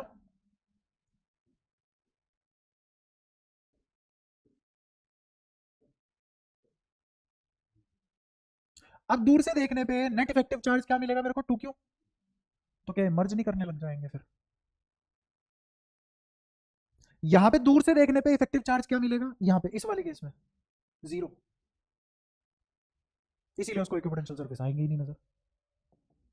यहां पे आएंगे क्यों? क्योंकि उसके लिए क्या है नेट चार्ज 2Q, और 2Q का तो एक ही होता है, और उसको एक टाइम पे कैसे दिखने लग जाएंगे? स्फेरिकल। और यहाँ पे एनवेलप बनेंगे। क्या ये भी तुम्हें लॉजिक समझ आ गया कि यहाँ पे एनवेलप बन रहा है और यहाँ पे इस लाइन पे कोई इक्विपोटेंशियल सरफेस नहीं होगा? तुम इस पॉइंट पे कहीं भी जीरो नहीं ला सकते,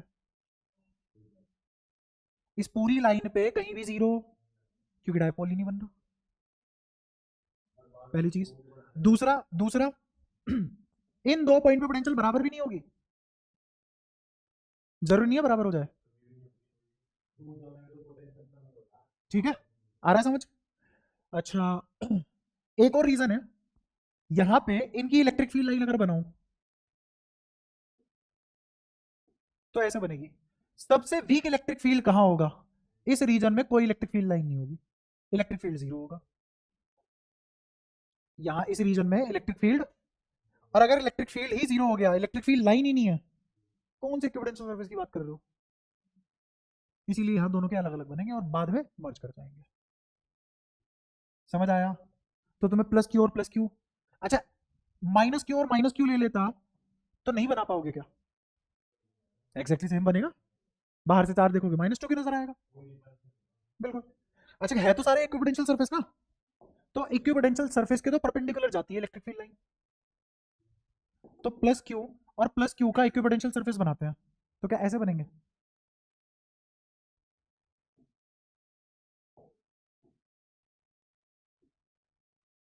ऐसे बनेंगे ना?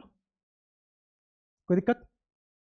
अब मुझे ये बताओ कि इलेक्ट्रिक फील्ड लाइन तो हमेशा परपेंडिकुलरली जाएंगी ना, तो इसीलिए इलेक्ट्रिक फील्ड लाइन ऐसे निकलती है यहाँ और यहाँ परपेंडिकुलर बने, इसीलिए इलेक्ट्रिक फील्ड लाइन ऐसे होती है कि यहाँ और यहाँ परपेंडिकुलर आ जाए।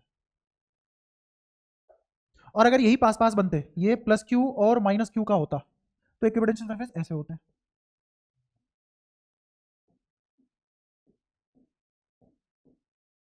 और अब इलेक्ट्रिक फील्ड लाइन अगर 90 डिग्री पे बनना है तो यहाँ पे भी तो 90 डिग्री ऐसे आते हुए बनेगा, तो इसलिए अब या तो इक्विपोटेंशियल सरफेस से इलेक्ट्रिक फील्ड लाइन क्यों बनती है वो एक्सप्लेन कर लो, या इलेक्ट्रिक फील्ड लाइन से इक्विपोटेंशियल एक्सप्लेन कर लो, जो आएगा एग्जाम में वो कर देना। पहले कौन आया? हमें क्या पता ना, हमें पोटेंशियल पता, आज तक पोटेंशियल पता है।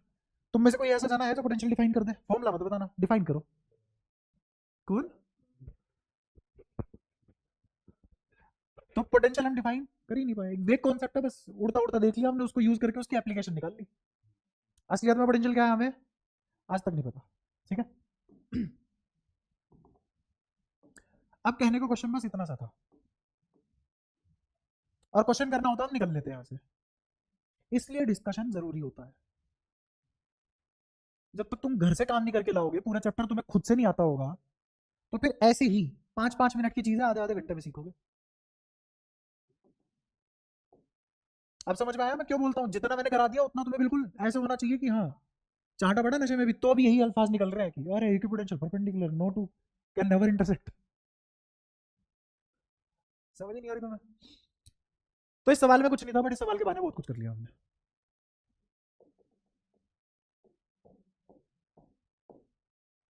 हाँ ठीक है, ये बीच में कैसे याद आता है तुम्हें? ये क्वेश्चन पढ़ो तब तक और मेरे को समझा देना।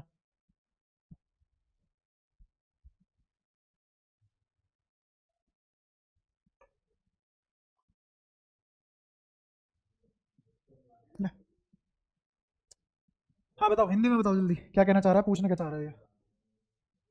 अरे पढ़ने के लिए नहीं बोला, मुझे बताने के लिए बोला। हाँ 18 सेंटीमीटर के की बाई छोटा, ये बताओ। हो गया था, किसी को कुछ पूछना है? ये पूछना है? मिर्ची तुरंत दी है, पानी दिया है। पानी पीते हुए यूं कर रही है चटमोला चाट ली वजह से। नहीं ये वाली भरी थी, दूसरी वाली भरनी पड़ती। ये बताओ। सौरभ तेरा, ये पूछ लेना जो पूछना होगा। अच्छा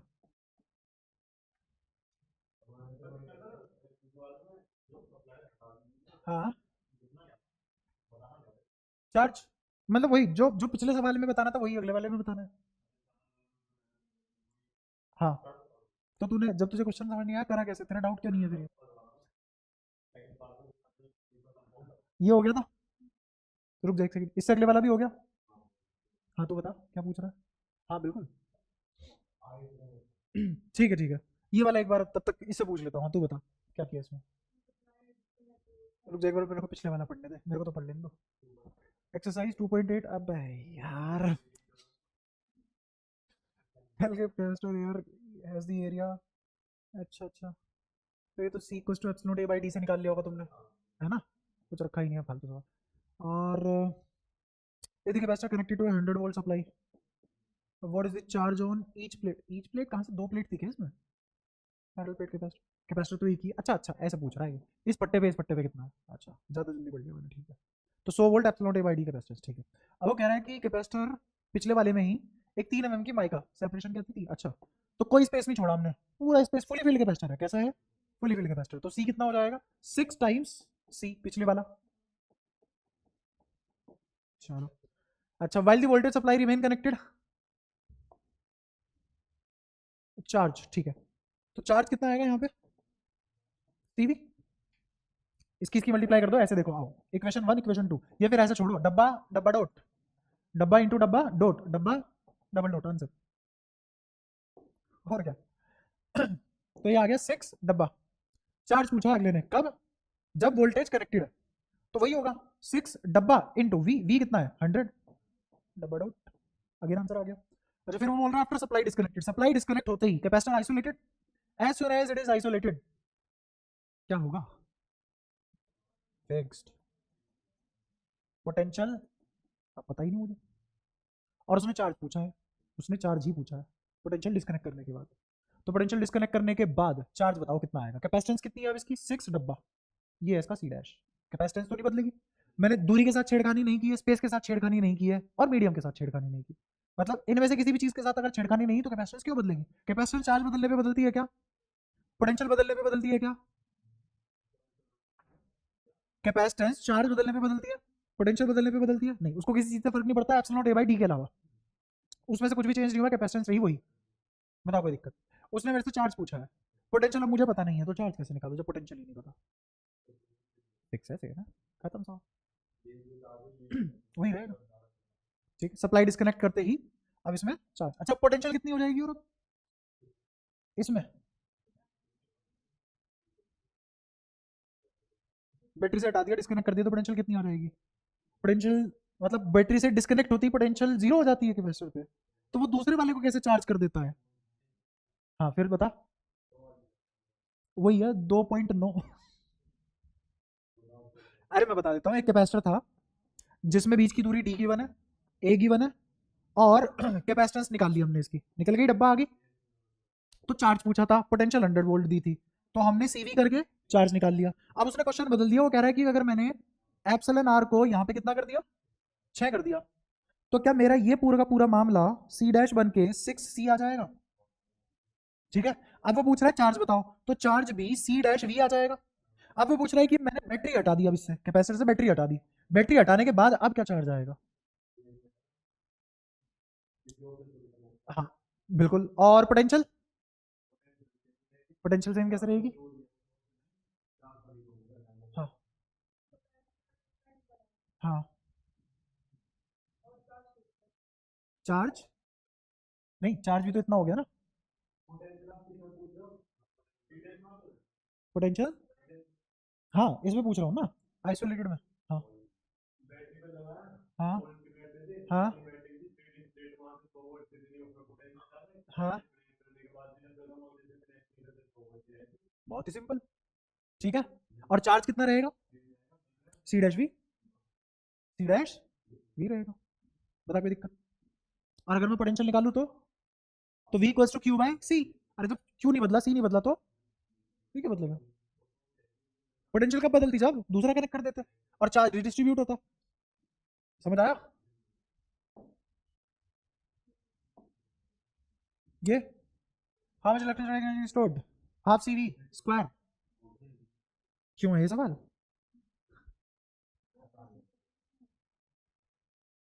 10 तो नहीं यार, 11 होंगे। तूने पेज पलटा ही नहीं कि एनसीईआरटी वाला भी एक पन्ना राम का छोड़ता होगा, अगला पन्ना काम से। हाँ ये क्या है सवाल? 600 माइक्रोफैराड का 200 वोल्ट की सप्लाई है, disconnect from the supply, disconnected to another uncharge capacitor, how much electrostatic energy is lost, कितनी एनर्जी लॉस होगी बताओ? हाफ C1 C2 अपॉन में C1 plus C2 V1 minus V2 का होल स्क्वायर। क्या ये derivation की थी हमने ई लॉस की? बोलो। अच्छा दोनों बराबर है, तो ऊपर आ जाएगा सी स्क्वायर, नीचे आ जाएगा 2C, एक सी से एक सी कट गया, दो दूनी चार, तो C/4 V1 माइनस V2 का होल स्क्वायर।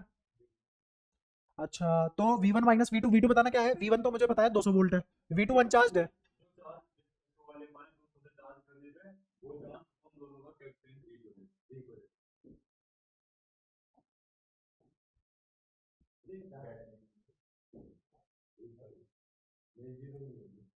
देख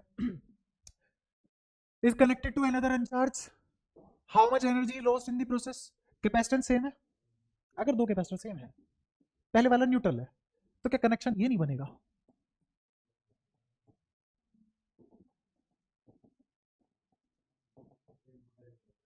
एक मिनट एक मिनट एक मिनट, गलत बनाया।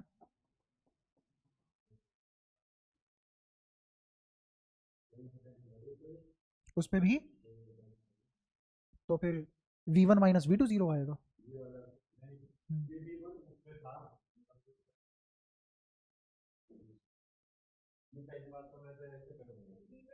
हाँ मैं भी ऐसे नहीं करूंगा, बट फिर भी V1 जो इस पे था ये रहा 200, V2 जो इस पे है। अब मैं बताता हूँ इस फॉर्मूले में ये कॉमन पोटेंशियल नहीं है, दूसरे कैपेसिटर की पोटेंशियल है, तो ये तो जीरो ही रखोगे। ठीक है इस फॉर्मूले से नहीं करोगे तुम, मैं भी नहीं करता, बट पता तो होना चाहिए लगाना कैसे है। डिस्कशन का यही पर्पज है ना, जो नहीं आता वो क्लियर हो जाए, या फिर जहां जहां तुम्हें अभी भी फास्ट चुभ रही है वो निकल जाए।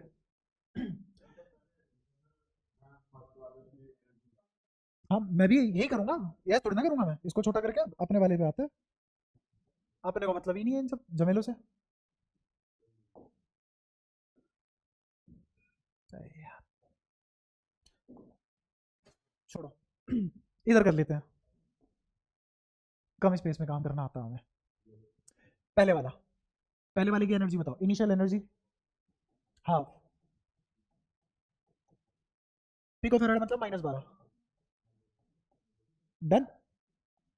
Finally half 600 into 10⁻⁻12। अब यहाँ पे पोटेंशियल कितनी लिखे हैं? हाँ V final square, V final निकालते हैं। हाँ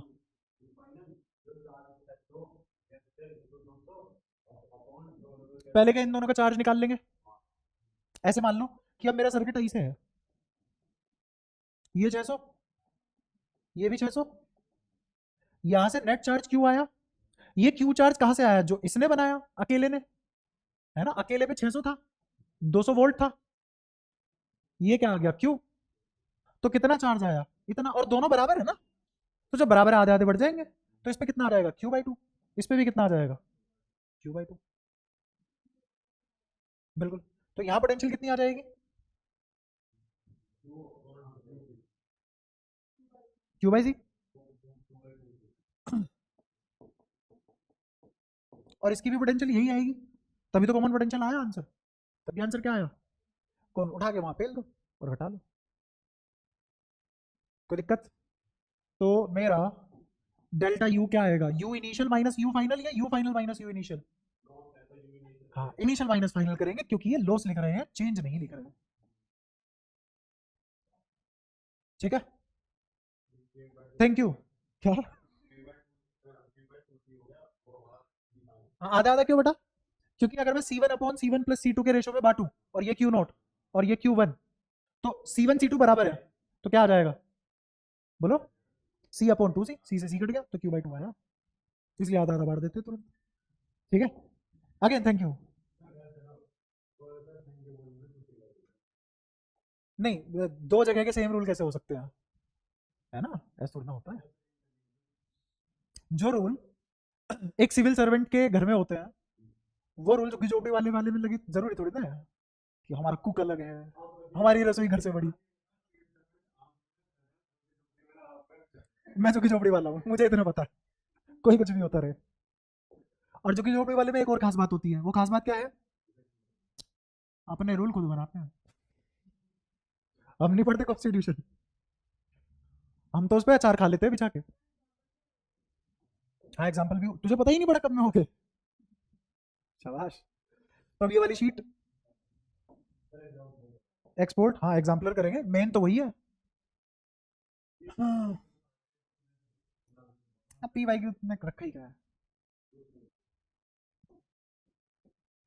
अभी खोलते हैं एग्जाम्पलर, ये है तुम्हारा 50.1,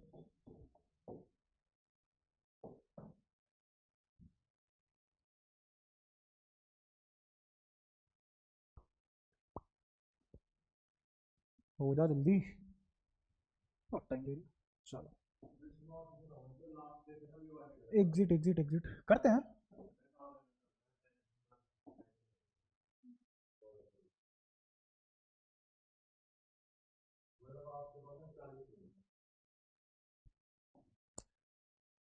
कोई नहीं, 40 मिनट है, मलाई नहीं खरीद के भिंडी इतनी, मेरे को जरूरत भी नहीं, बर्फ चबा लेते हैं हम तो ठंडेपन के लिए, महंगा गरीब आदमी हो भाई, कहाँ इलायची का पैसा, हाँ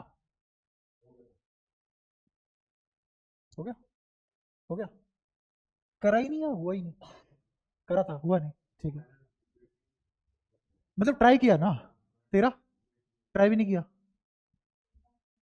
टाइम नहीं मिला, रीजन नोबल, तो मैथ्स,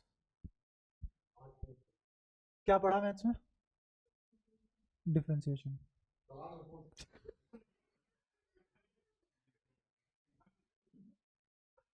कर लिया ना प्रिपेयर टेस्ट के लिए, पूरा भी हो चुका है, ऑब्वियसली पूरे चैप्टर का होगा डिफरेंशिएशन में, सिंपल सा फंक्शन का डिफरेंशिएशन पूछने वाला था बस, ठीक है,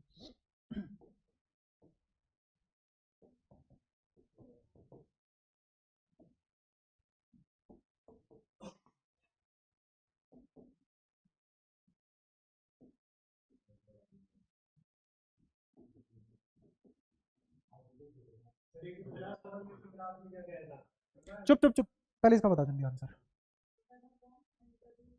1/√1 - x² 2, ठीक है, फिर चेन रूल से रूट का 1/2 √1 - x², फिर अगेन चेन रूल से -1 नहीं बाई 2, तो -x, इन दोनों की मल्टीप्लाई हो गई, तो ऊपर आ गया x माइनस का, नीचे आ गया 2, और यहाँ लिखा जाएगा 1 - x² 2, ठीक है, एलसीएम लेंगे तो एलसीएम लेने से ये वाला 2 कट जाएगा, यहाँ 1 2 लगा दूं और ये वाला 2 हटा दूं। हाँ, तो यहाँ से तुमने जैसी एलसीएम लिया तो क्या आ गया, 2 माइनस एक्स स्क्वायर, ऊपर बचा माइनस एक्स। क्या ये आ गया फाइनल आंसर? कोई दिक्कत? सही है, कोई गलती नहीं है। फंक्शन डिफरेंशिएबल नहीं है इसकी वजह से, लोग में नेगेटिव नहीं बैठ सकता। लोग के अंदर नेगेटिव नहीं है, रूट के अंदर भी नेगेटिव आ जाएगा क्या? इफ भी नहीं है, गारंटी है इस सवाल में x आधे से छोटा है बराबर है। अब इसमें से तुम इसका स्क्वायर घटाओगे, नहीं ये तो सही हो गया, तुमको ये करना था। तुम जीते हैं, तुम जीते हैं। हाँ ठीक है, फिर ये आंसर ठीक है। बट ये ध्यान दिया करो, हर फंक्शन डिफरेंशिएबल नहीं होता, तभी डिफरेंशिएबिलिटी पढ़ते हो, क्योंकि हर फंक्शन डिफरेंशिएबल नहीं होता। वैसे ध्यान नहीं जाता तुम्हारा अगर मैं अपनी कंडीशन सही भी लिखता। डिफरेंशिएशन आता है सर, डिफरेंशिएबिलिटी नहीं आती, पर लिमिट नहीं आती, कंटिन्यूटी नहीं आती, डिफरेंशिएशन आता है। हाँ, तो जो जिस बच्चे की फितरत ये है ना कि उसको लिमिट, कंटिन्यूटी, डिफरेंशिएबिलिटी ये 3 नहीं आते लेकिन डिफरेंशिएशन आता है, इसका मतलब वो रटने में ही मजबूत है। उसने पैटर्न और तरीके और फॉर्मूले रट लिए कि वो डिफरेंशिएट कर सकता है। ये नहीं देख पाएगा कि लिमिट एग्जिस्ट करती है कि नहीं। फंक्शन डिफरेंशिएबल होगा नहीं, या फंक्शन डिफरेंशिएबल होगा तो पर्टिकुलर डोमेन पे ही डिफरेंशिएबल होगा, और एज अ डिफरेंशिएशन आंसर एक रेंज आएगी, आंसर नहीं आएगा। तुम कैसे पता करोगे ये सब बातें?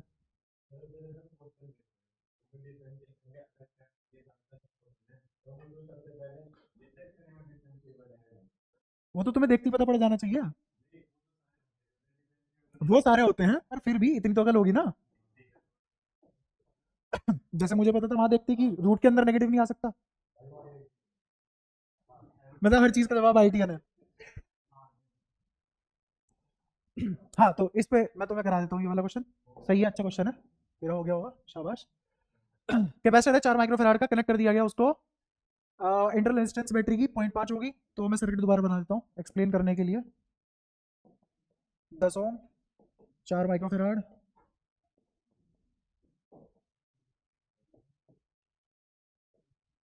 ये 2 ओम, 2.5 वोल्ट, और जो उसने छुपाया हुआ था वो भी मैंने यहाँ बना दिया 0.5 ओम। सामने देखते रहो, दोनों सामने देखो। The amount of charge of the capacitor plate, इस पे क्या चार्ज आएगा ये निकालना है।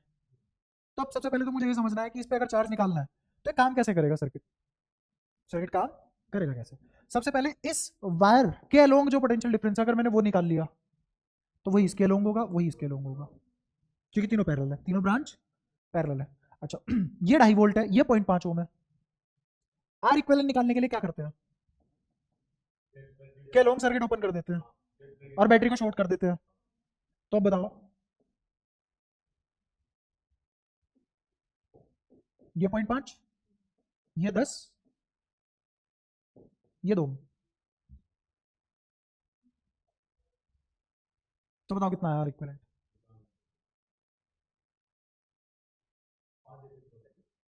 अगेन किसकी बात होगी, स्टेडी स्टेट की बात होगी, टी इक्वल्स टू इन्फिनिटी पे सोचते हैं ना। अच्छा ये टी इक्वल्स टू 0 पे करूं पहले, टी इक्वल्स टू 0 पे करंट मैक्सिमम होगा, स्टार 0 होगा, है ना। लेकिन यहां अगर उसने कुछ भी नहीं बोला है तो पक्की बात है स्टेडी स्टेट है। तो अब बताओ क्या होने वाला है इधर, आर इक्विवेलेंट बोला, ये दोनों पैरेलल होंगे, और अगर पैरेलल होंगे तो आर इक्विवेलेंट, और फिर इसके साथ सीरीज में आ जाएगा 10 बाय, ठीक है। अब मेरा एक और सवाल है, क्या ये सही है करना, ऐसे करना क्या सही है, रीजन क्या है?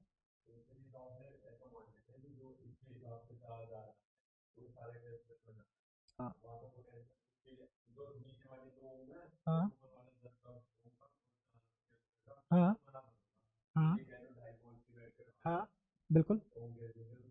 अब तुम्हें समझ ही नहीं आया वो क्या बोल रहा है, क्या क्या पेपर कर दिया उसने और तुम बस बैठे रह गए कि उसको सर समझेंगे फिर सर हमें ऐसा इसलिए नहीं कर सकते इधर, क्योंकि ये करंट यहां और यहां डिस्ट्रीब्यूट होगा अलग अलग, पैरेलल में करंट अलग अलग हो सकता है। बैटरी यहां लगी है, क्लियर हुआ पहले तो ये, ठीक है। अब मुझे करंट निकालना पड़ा, अगर अगर मुझे करंट निकालना पड़ा तो मैं ऊपर वाले सर्किट को थोड़ी देर के लिए होल्ड पे रखूंगा। क्यों? क्योंकि इनिशियली सारा का सारा ड्रॉप कहाँ आएगा? t इक्वल्स टू 0, सारा ड्रॉप इन दो रेजिस्टेंस के अक्रॉस आएगा। क्या ऊपर सर्किट ओपन है? तो असलियत में ये ना बन के t इक्वल्स टू 0 पे मेरा सर्किट पता है कैसा बनेगा?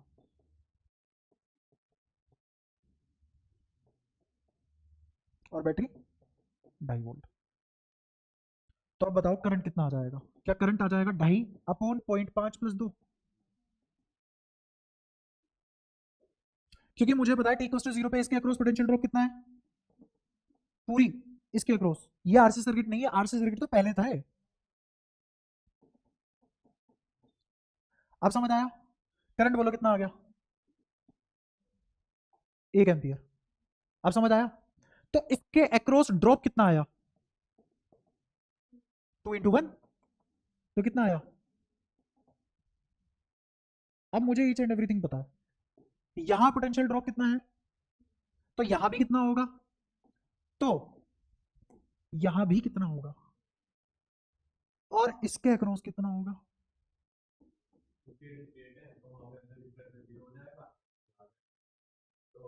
क्योंकि ये सर्किट हम इसकी स्टेडी स्टेट के बाद ही लाए हैं। बताओ कोई दिक्कत? क्लियर है सारी बात? तो अब क्या मुझे कैपेसिटर के अक्रॉस पोटेंशियल पता लग गया? तो चार्ज कितना आ जाएगा?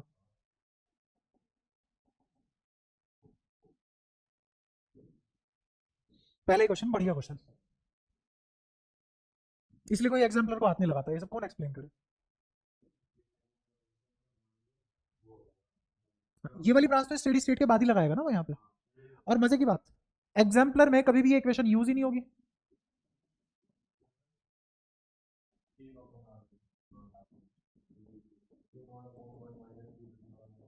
ये है नहीं तुम्हारे सिलेबस में।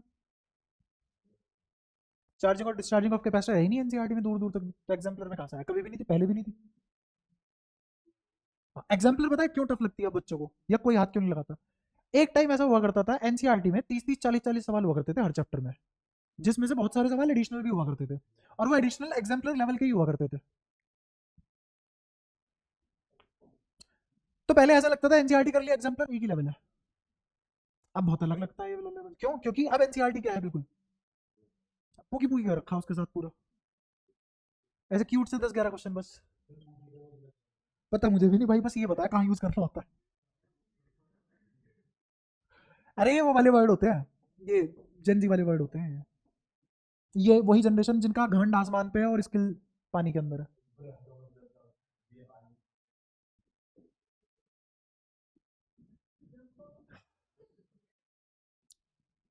मान ले तुझे कूल बनना है अपनी जनरेशन में, है ना?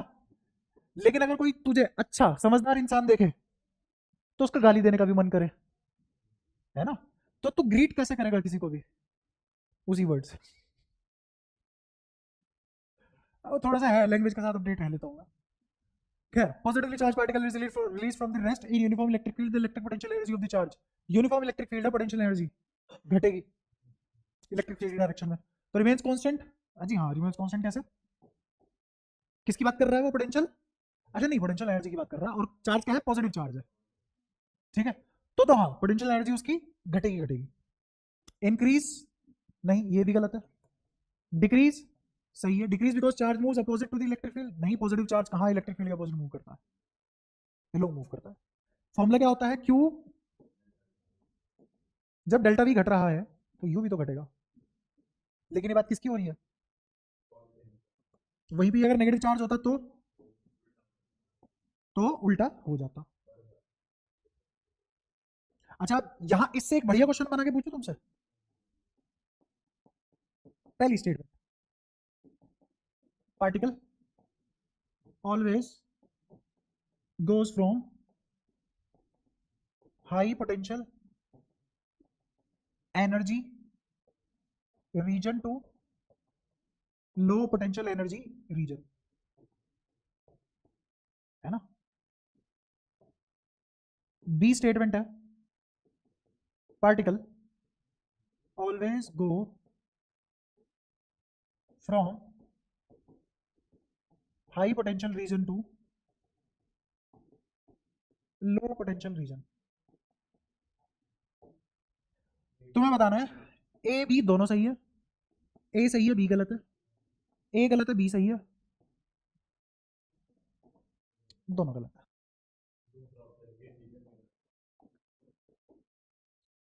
ऐसे बढ़िया सवाल सब क्या मतलब, ठीक है बढ़िया भी नहीं बट हाँ ठीक है, कॉन्सेप्चुअल है। बी गलत है क्योंकि इलेक्ट्रॉन, हाँ पोटेंशियल एनर्जी उसकी हमेशा, इलेक्ट्रॉन कहाँ से कहाँ दौड़ेगा, हायर पोटेंशियल एनर्जी से लोअर पोटेंशियल एनर्जी वहीं पे, लेकिन पोटेंशियल के हिसाब से, हाँ वो बढ़ती पोटेंशियल, क्योंकि इलेक्ट्रिक फील्ड के अगेंस्ट दौड़ता है और इलेक्ट्रिक फील्ड के अगेंस्ट पोटेंशियल बढ़ता है। हाँ तो पार्टिकल लिखा है ना, और बात ऑलवेज लिखी हुई है, बात ऑलवेज की कर रहा है, लिख पार्टिकल रहा है, तो सिर्फ और सिर्फ ये वाली स्टेटमेंट ट्रू होगी कि ए सही है और बी, क्योंकि इलेक्ट्रॉन के लिए बी वाला गलत हो जाता है। Not the case, not true for electron. हाँ बोल, इतना मुश्किल था क्या?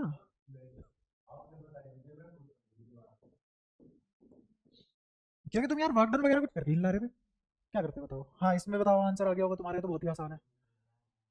वो कह रहा है कि ठीक है बताओ, ड्रॉ बता दो, ए से बी, तो 20 माइनस 40 कितना?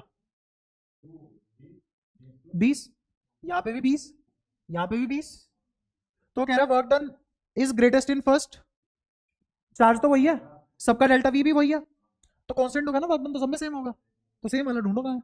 ये भी गलत, ये सही है, बाकी सारे गलत। Electrostatic potential of surface charge connecting a sphere V, two statements are made in this regard. At any point inside the sphere, electric intensity is zero. हाँ क्वेश्चन समझ पाए? Electric potential on the surface of a charge conductor, 100 volt का charge conductor है, सही बात है। At any point inside sphere electric intensity is zero, सही बात है। कहीं भी अंदर ईच एंड एवरी पॉइंट पे इंडिविजुअली भी जीरो होता है और ओवरऑल भी जीरो होता है, गॉस थ्योरम के हिसाब से। At any point inside the sphere the electric potential is 100 volt, जब इलेक्ट्रिक फील्ड जीरो है तो पोटेंशियल कांस्टेंट होगा। इलेक्ट्रिक फील्ड जीरो होने का मतलब क्या डेल्टा वी जीरो होता है? बिल्कुल सही बात है। क्या इलेक्ट्रिक फील्ड जीरो होने का मतलब वी जीरो होता है? नहीं, जीरो भी हो सकता है और कांस्टेंट भी हो सकता है, तो हम जीरो भी तो कांस्टेंट ही है ना, तो कांस्टेंट में जीरो भी आ जाता है, इसलिए कांस्टेंट प्रेफर करेंगे, ठीक है। Equipotential at great distance from a collection of charges whose total sum is non zero are approximately, दूर से देख रहे हो सब एक जैसे चार्ज है, या तो प्लस का गुच्छा बनेगा या माइनस का गुच्छा बनेगा, जिसका भी गुच्छा बने तो वो पॉइंट चार्ज नजर आएगा और पॉइंट चार्ज की वजह से स्फीयर बनेगा। ये बताओ, कर लिया? हो गया? तुम्हें कैसे पता होता कौन सा छोड़ना है कौन सा नहीं? बिना ट्राई करे छोड़ दिया? नहीं मैंने तो नहीं कराया है। ये अलग है थोड़ा, इसमें डी और के आ रहा है, नहीं वहां पे मैंने के इक्वेलेंट, हाँ के इक्वेलेंट सी, मैंने ये इक्वेशन लिखवाई थी, यहाँ अलग है खेला। क्वेश्चन पूरा तो पढ़ा करो, उतना तो तुमने अभी पढ़ा भी नहीं कि तुम इस गलत फहमी में क्वेश्चन गलत कर दो कि तुमने क्वेश्चन पूरा नहीं पढ़ा, उस नॉलेज बेस पे तो भी आई भी नहीं हो।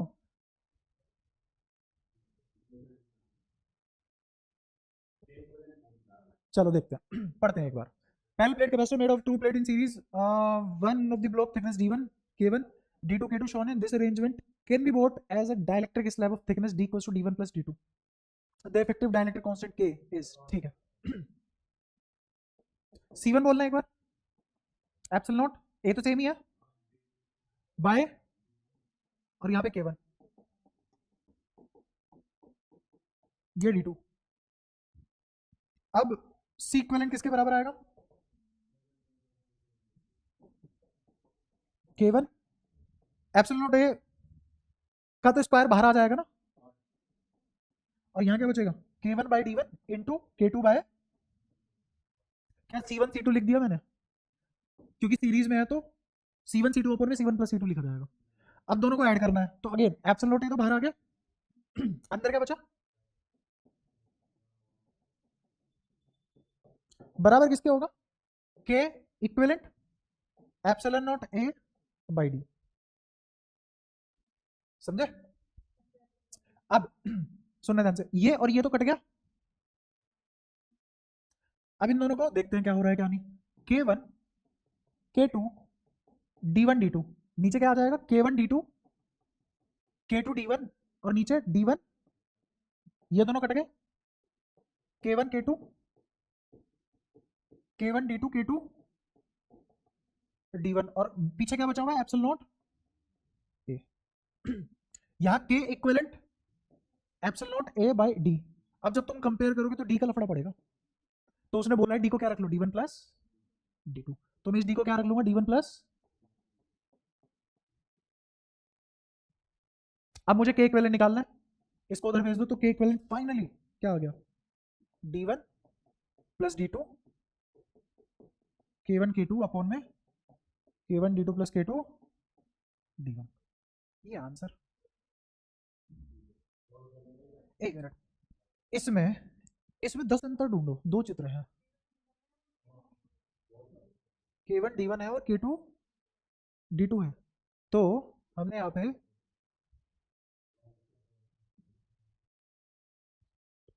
K1 D1 K2 D2 upon में D1 प्लस D2।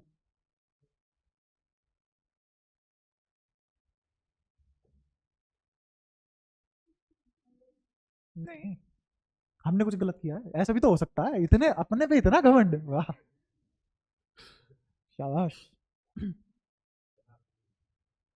नहीं भाई, मेरे पास तो ऐसा कोई घमंड नहीं है।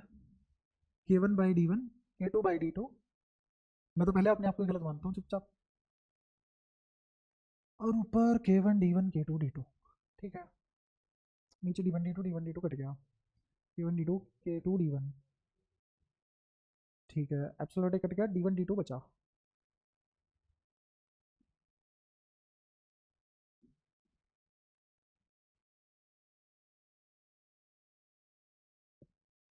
और डी को उसने बोला D1 प्लस D2 लो, हमने लिया भी, भली बाती, ओके। और फिर हमारा K1 D1 और K2 D2 आना चाहिए था, हमारा आया उल्टा।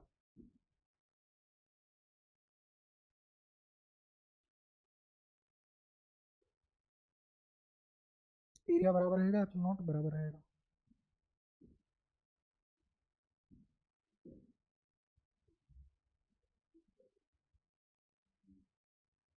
ये होना तो ऐसे ही है। हम्म, कहाँ, D1 और D1 नहीं, D1 और D2 ही होंगे, ये तो बात पक्की है, यहाँ D1 D2 है, क्योंकि अगर दोनों आधे आधे बढ़ेंगे तो फिर तो डी ऑप्शन आएगा ही, वो तो हमें बहुत पहले से पता है, फिर तो सॉल्व भी नहीं करते हम। बट क्योंकि इसमें लिखा हुआ है D1 प्लस D2 है, पता नहीं फिगर में D1 D1 क्यों लिया हुआ है।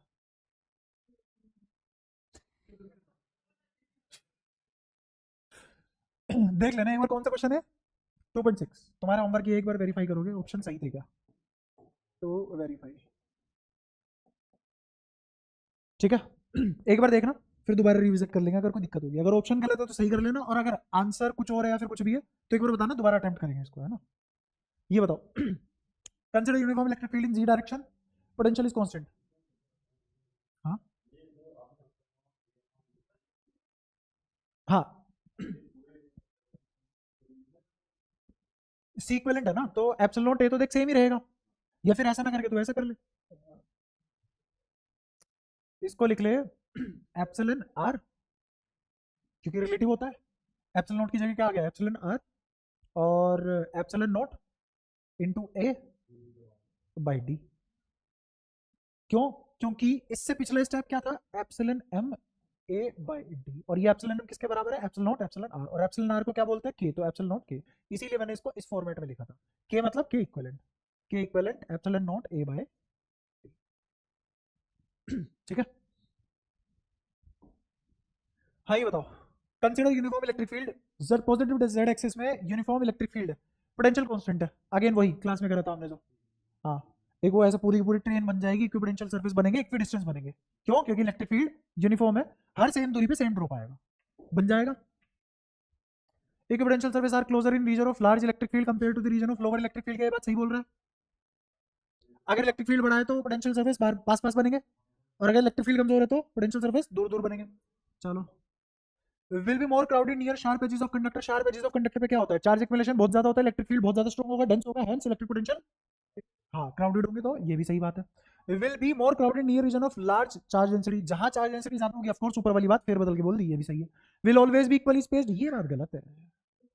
अगर नॉन यूनिफॉर्म हो गया तो कौन सा equi spaced?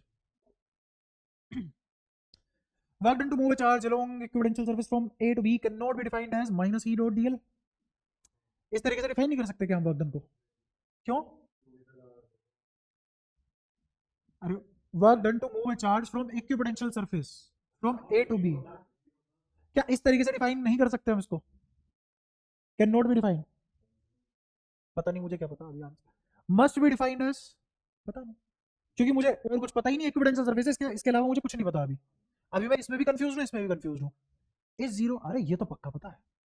Can have a non zero value, गलत है। अब इन दोनों को देखते हैं क्या सीन है इनका। Can not be defined as मतलब ये फॉर्मूला जब हमने बनाया था तो ये फॉर्मूला हमने कैसे बनाया था? क्या पोटेंशियल ग्रेडियंट यूज करके बनाया था? फंक्शन था एक पोटेंशियल ग्रेडियंट, पोटेंशियल छोड़ो, ग्रेडियंट एक फंक्शन था इस नाम का, अच्छे से पढ़ाया था तुम्हें, डिटेल में याद हो। क्या मैंने एक्स वाई जेड तीनों का कंट्रीब्यूशन लिया था? क्या तीनों में चेंजेस भी लिए थे? क्या मैंने कभी माना ये यूनिफॉर्म है? क्या मैंने कभी माना ये एक ही डायरेक्शन में है? क्या मैंने जनरलाइज किया था ये फॉर्मूला? तो ये तो हर किसी के लिए सही है ना, तो इसका मतलब ये बात गलत है। ऐसे कोई रीजन नहीं है जिसको मैं इससे डिफाइन ना कर सकूं। इससे डिफाइन जीरो आ जाए तो मुझे उससे क्या पता लग जाएगा? 90 पे निकल गया है ना, बट ऐसा थोड़ी ना है, डिफाइन ही नहीं कर सकते उसको, डिफाइन तो किया हमने। इनफैक्ट इस पे जीरो आने की वजह से ही हम डिफाइन कर पाए कि परपेंडिकुलर थी लाइंस। क्लियर है? कोई दिक्कत? एग्जाम्पलर में ये है ना कि जैसे सॉल्यूशन वगैरह है इसके, तो सॉल्यूशनों में भी गलती होती है कई बार, क्योंकि किसी के ओपिनियन अगर अलग हो गए तो उसका आंसर अलग हो जाएगा। और ओपिनियन क्यों बने? क्योंकि कॉन्सेप्ट इतने क्लियर नहीं हुए। ठीक है, क्योंकि ये हाईली कॉन्सेप्चुअलाइज क्वेश्चन है। मुश्किल है नहीं, सोचना अच्छा होता है हाँ, कॉन्सेप्ट क्लैरिटी चाहिए बिल्कुल, थ्योरी बहुत स्ट्रॉन्ग बिल्कुल चाहिए। इसमें न्यूमेरिकल उतने अच्छे नहीं है, बट कॉन्सेप्ट क्लैरिटी वाले सवाल बहुत अच्छे हैं। तो कॉम्पिटेंसी बेस्ड अगर सवाल तुम्हारे बनते हैं तो इसी थीम पे बनेंगे अच्छे वाले सवाल। In a region of constant potential, potential constant है मतलब डेल्टा वी जीरो है, अगेन इक्विपोटेंशियल सर्फेस की बात कर रहा हूं। अगला, the electric field is uniform, क्या बात सही है? उसने कहा पोटेंशियल कांस्टेंट है तो इलेक्ट्रिक फील्ड बदलेगा क्यों? इलेक्ट्रिक फील्ड कांस्टेंट होने का मतलब ही क्या है? डेल्टा वी जीरो हो जाना, V zero delta V zero होना था, तो सही कह रहा है। The electric field is zero, जरूरी नहीं है, हमेशा नहीं। अच्छा, there can be no charge inside the region, ये तो मैंने तुम्हें पहले ही पढ़ाया था कि यूनिफॉर्म इलेक्ट्रिक फील्ड का रीजन चार्जलेस होता है, गोस थ्योरम में पढ़ाया था और 6 चीजों से और रिलेट किया था। That's how I have built my theory. तुम्हें क्या लग रहा मेरी थ्योरी एक दिन में बनी थी? 2 साल तक क्वेश्चन करे थे लगातार, इतने सारे क्वेश्चन करे, फिर उन क्वेश्चन के बेसिस पे वो थ्योरी बनाई और वो तुम्हें पढ़ाता हूँ मैं। और तुम्हें इसीलिए परेशानी आती है कि वो थ्योरी कम, क्वेश्चन ज्यादा लगते हैं, क्योंकि वो क्वेश्चनों से ही बनी हुई थ्योरी है। अगर वो अच्छे से कर ले क्वेश्चन हो जाएंगे। तो there can be no charge inside the region, शाबाश सही है। The electric field shall necessary change if a charge is placed outside the region, क्या मेरा इलेक्ट्रिक फील्ड बदलेगा ही बदलेगा अगर चार्ज रख दिया बाहर वाले रीजन में? अगर बाहर कोई चार्ज रख दिया, जरूरी इलेक्ट्रिक फील्ड बदले? नेसेसरी है? सोचो समझो, अंदर वाले इलेक्ट्रिक फील्ड का बाहर वाले इलेक्ट्रिक फील्ड से कोई लेना देना नहीं है। अगर मैं ऐसी शेल ले लूं जिसकी थिकनेस थोड़ी अच्छी खासी है, कैविटी, अंदर वाले भी कंडक्टर है बाहर वाले भी कंडक्टर है, अंदर वाली दुनिया का बाहर से कोई लेने देना नहीं है, बाहर वाली दुनिया का अंदर से कोई लेने देना नहीं है। हाँ, बट ये तो पढ़ाया हुआ है। क्या मैंने तुम्हें कैविटी पढ़ाई है? ये वाली पढ़ाई है बिल्कुल। क्या मैंने तुम्हें शेल्स पढ़ाई है? बिल्कुल। फिर तो अब बताओ, नेसेसरी नहीं आएगा। बहुत सारी जगह इस पे टिक मार सकते हो वो, ग्रेविटी नहीं, वो ये वाला नहीं रहा, उस आप बोल देगा भाई मैं ये वाला एग्जांपल लिया ही नहीं, तो इसीलिए इनके आंसर डिफर कर सकते हैं। ऐसे एक और किताब है इरोडो नाम की, जिसमें, हाँ हाँ, जिसमें हर वेबसाइट पे सेम सॉल्यूशन है और वो सॉल्यूशन एक ही ऑथर के है और उसके बहुत सारे सॉल्यूशन गलत भी है। तो इरोडो के तुम ऑलमोस्ट 5 से 20% क्वेश्चन ऐसे पढ़ोगे और सॉल्यूशन देखोगे जिनके सॉल्यूशन ही गलत है, तो तुम गलत चीज सीख के निकल जाओगे। जिसने बनाई है उसने तो कभी सॉल्यूशन दिया ही नहीं। सॉल्यूशन देने वाला ऑथर अलग है, किताब लिखने वाला ऑथर अलग है। लिखने वाले को अप्रोच कौन करवाएगा उसे? तुम उसे अप्रोच कर रहे हो, क्यों कर रहे हो भाई? हमारे जे एडवांस का डाउट है, वह पढ़ हमारे खींच के। यहाँ साल रिसर्च हो रही है, यहाँ साइंटिस्ट बनने की बात हो रही है। एडवांस हाँ बहुत पुरानी है। अगेन बढ़िया क्वेश्चन लग रहा है, देखते हैं। सर्किट है इनिशियली की केवन, हाँ ठीक है, फिर तो ये सवाल कॉन्सेप्ट क्लैरिटी देगा तुम्हें। पहले उसने बोला कि केवन क्लोज कर दी और के2 खुली छोड़ दी, कर देते हैं। अरे रुको, इसका मतलब क्या है? ओपन है, इसका मतलब क्लोज्ड है। तो अभी सर्किट इतना फंक्शनल है बस, this much circuit is functional, ये ओपन है। इतनी तो बात समझ में आती हो? जरा सी नन्ही मुन्नी सी बात है, सर्किट ओपन है उधर का, तो सर्किट यहीं तक है। यहाँ से अगर तुम कुछ भेजोगे भी, कहाँ भेजोगे? हाँ, तो सर्किट कंप्लीट है ही नहीं, तो जाएगा भी नहीं वहाँ। अच्छा, इसको क्या बोलते हैं? Infinite resistance. तो इस रीजन में जब इनफाइनाइट रेजिस्टेंस है, क्यों जाएगा वो उधर? इधर ही रहेगा चार्ज। क्या सुन गया? ये सोच रहा है तो किसके बारे में? सच सच बता, क्या देख लिया आज आते हुए जो रोज नहीं दिख रहा? सबको समझ आया? उधर नहीं जा रहा कुछ भी? ठीक है, तो अब ये क्लोज्ड है अभी। सर्किट सिर्फ इतना सा काम करेगा। बता रही भैया कौन कितना चार्ज? केवन, ठीक है, ठीक है। क्यू डैश एंड क्यू2 as charge on C1 C2 and V1 V2 as voltage respectively. ठीक है, तो मेरे को बताओ इसके अक्रॉस कितनी, कब तक काम करेगा? जब तक इसके अक्रॉस पोटेंशियल ई नहीं आ जाती। और अगर ई आ गई तो चार्ज कितना आएगा इस पे? क्यू डैश कितना आएगा? C1 E। क्या मेरा K1 क्लोज होने के बाद काम पूरा हो चुका है? अच्छा, अब दूसरा काम करते हैं। दूसरा काम क्या है कि उसने कहा K2 is open and K2 is closed, K1 is open K2 closed. ये ओपन हो चुका है और ये, तो अब सर्किट तो बिल्कुल ऐसा बन गया ना, पिछले वाले से मतलब ही नहीं है। ये सर्किट गया खत्म। अच्छा, अब मेरे को बताओ इसके ऊपर चार्ज क्या, कितना निकाला था हमने? C1 E नहीं निकाला था? और ये है C1, ये है C2, क्या चार्ज रीडिस्ट्रीब्यूट होगा? बिल्कुल होगा। अब वो किस हिसाब से, जब तक पोटेंशियल कॉमन नहीं हो जाती तब तक रीडिस्ट्रीब्यूट होगा। अब पोटेंशियल तो मैं निकाल नहीं सकता, क्या इस पे आपको पोटेंशियल इतनी होगी? क्या इस पे पोटेंशियल ई है? नहीं है लाला, कॉमन पोटेंशियल लिखेंगे। हाँ, लगाने से पहले तो ई थी ना, लगाने के बाद, अच्छा लगा नहीं रखा मैंने। बोलो, क्या अब इस पे पोटेंशियल ई है? नहीं है।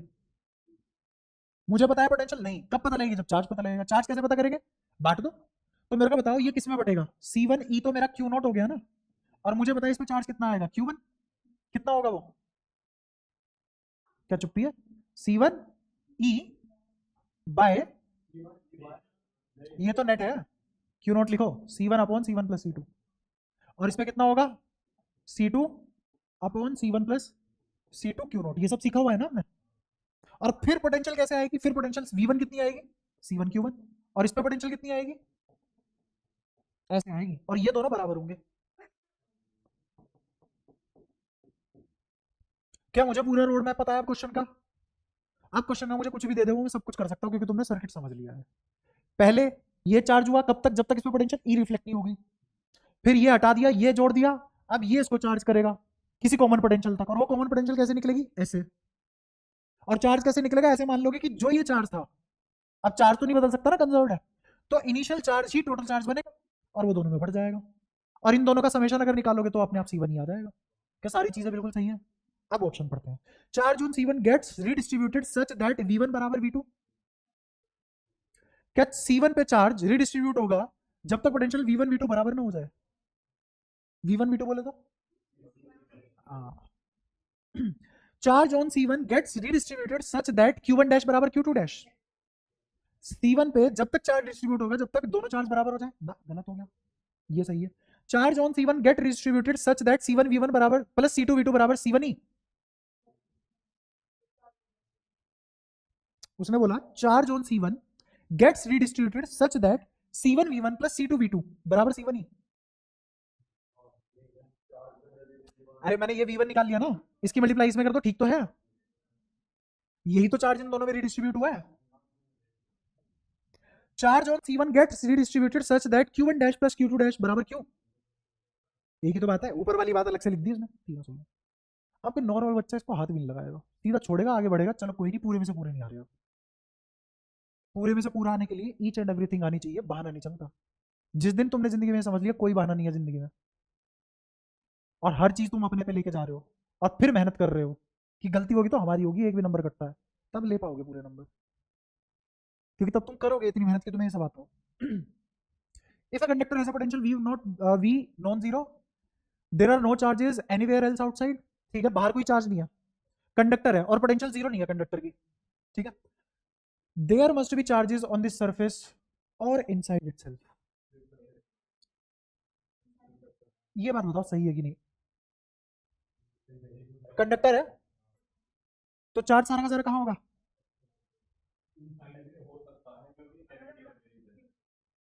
ये क्या है? डेंसिटी, कौन सी? Charge density. रेजिस्टिविटी नहीं है तो कितनी होगी कंडक्टर के लिए? सही बात है, बताओ पहला सही है गलत है?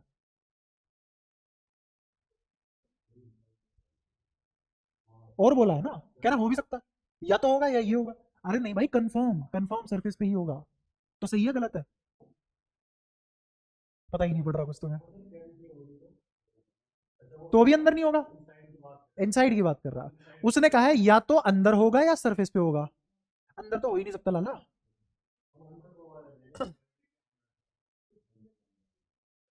अच्छा ये कह रहा है क्या तो उसने कब बोला यहाँ दो कंडक्टर है? उसने डिफाइन किया हुआ अ कंडक्टर।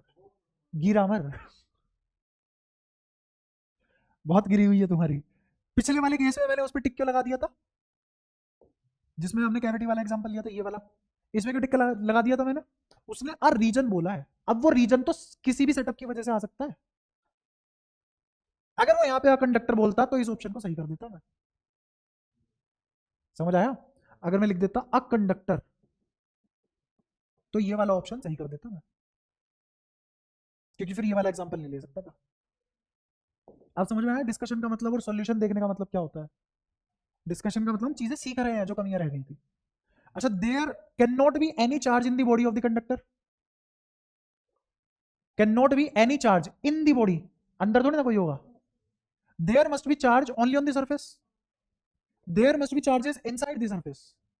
सवाल नहीं थे कुछ कंफ्यूज होने के लायक। ये बताओ, एक ये आखिरी क्वेश्चन करवा के छोड़ रहा हूँ, आखिरी करवा के छोड़ रहा हूँ, ठीक है? Parallel plate capacitor connected battery है ऐसे फलाना ढिमका, ये बैटरी है और वो कैपेसिटर है, कर दिया है के kept closed and plate of the charges are moved apart using insulating handle। Again बढ़िया सवाल है, अगर तुम्हें वो थ्योरी आती है, कौन सी वाली थ्योरी? हाँ, एरिया कांस्टेंट रख दिया, सबके साथ खेल गए, आइसोलेट भी कर लिया और सप्लाई भी दे दी। हाँ, अब देखते रहो, देखते कितना समझ पाते हो तुम, क्या क्या आंसर आते हैं तुम्हारे। की क्लोज्ड है, अगर की क्लोज्ड है, बैटरी कनेक्टेड है, तो क्या सेम होगा? मेरा वी ई के बराबर आएगा, गारंटी है कि काम यही करता है, ठीक है? तो V फिक्स रहेगा, चार्ज बदलता रहेगा जब तक बैटरी की सप्लाई है, क्योंकि एक्यूमुलेट होगा, चार्जिंग डिस्चार्जिंग तभी तो एग्जिस्ट करती थी। अच्छा, key is open and plate of capacitor are moved. चलो पहले देखते हैं की क्लोज है तो क्या हुआ। Plate of the capacitor moved apart using insulating handle. अच्छा पहले तो मेरा ये सवाल, इस सवाल में खाम ये सब बातें क्यों यूज कर रहा है ये? इससे लेखक का क्या तात्पर्य है? क्यों? अगर मैं ऐसी कच्चा हाथों से इसको पकड़ के खींच दूं तो क्या दिक्कत है? चार्ज कंडक्ट कर जाएगा, पहला। दूसरा, क्या चार्ज कितनी कैपेसिटर कितने टाइम बाद फुली डिस्चार्ज होता है? Infinite time. हमारी दुनिया का वो इनफाइनाइट कितना है? इंस्टेंट। मैंने इसको छुआ, इसने मान लो 5 माइक्रो कूलम्ब स्टोर किया हुआ था, डिस्चार्ज कितनी देर में होगा मेरी दुनिया के हिसाब से? उसी क्षण। कितना टाइम लगा? 0.0001 सेकंड।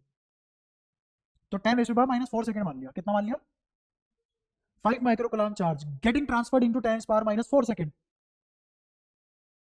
इस बात का मतलब समझना, करंट कितना आया? Q/T। मे भी मेरी जिंदगी का आखिरी पल हो, क्योंकि करंट 10⁻⁴ से डिवाइड हो रहा है, एक्सरे हो जाएगा तुरंत छूते ही।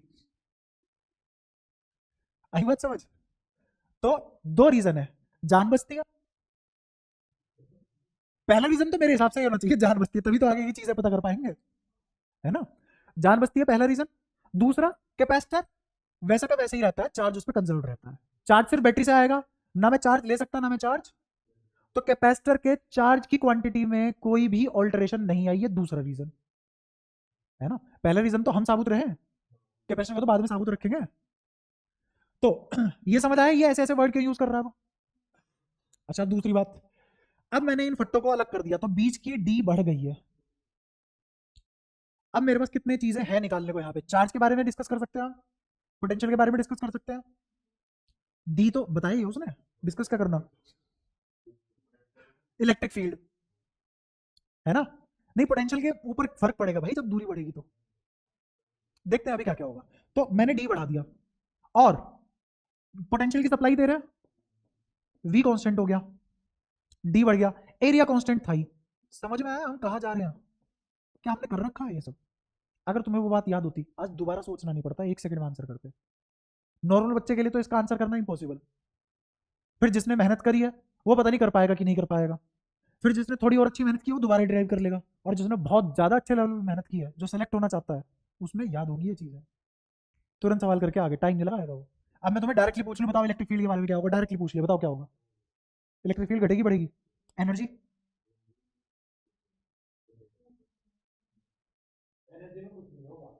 आओ देख लेते हैं। वी कांस्टेंट है, डी बढ़ा। कैपेसिटेंस के बारे में सबसे पहले देखते हैं, कैपेसिटेंस होता है epsilon not A by D, है ना। डी बढ़ा है तो एप्सिलॉन सेम रखा है, क्योंकि उसने कोई उसकी बात नहीं करी है, कुछ फंसाया है इसके अंदर। ए फिक्स है ही, डी बढ़ाया है ना, सी घटेगा तो गारंटी है चार्ज भी घटेगा, क्योंकि सी भी वी कांस्टेंट है। अच्छा अगर क्यू घटा है तो इलेक्ट्रिक फील्ड के बारे में क्या ख्याल है, वी बाई डी होता है, डी बढ़ा वी सेम है तो इलेक्ट्रिक फील्ड। अच्छा energy half C V square, C V square का यूज करो क्योंकि वी सेम है। और कैपेसिटेंस आ गया आंसर। दूसरे पे आते हैं, key is open plates are moved apart. अब ये हटा दिया मैंने भाई, की ओपन करने का मतलब बैटरी हट गई ना, बैटरी हटती अब क्या हुआ, वही एरिया कांस्टेंट और क्यू कांस्टेंट, वी कांस्टेंट नहीं है इस बार, लपड़ लग जाएगा। डी बढ़ा दिया गया है। सबसे पहले क्या निकालेंगे, सी। तो सी कैसे निकालेंगे, एप्सिलॉन नॉट ए बाय, इसके साथ कोई छेड़खानी नहीं हुई है। डी बढ़ाया, कैपेसिटेंस आज भी घटेगी। अच्छा कैपेसिटेंस घटेगी, चार्ज के बारे में देखते हैं, Q equal to C V होता है, चार्ज सेम है। वी के बारे में देखते हैं, वी किसके बराबर, Q by C, Q same है, सी घटा तो वी, शाबाश पोटेंशियल बढ़ी।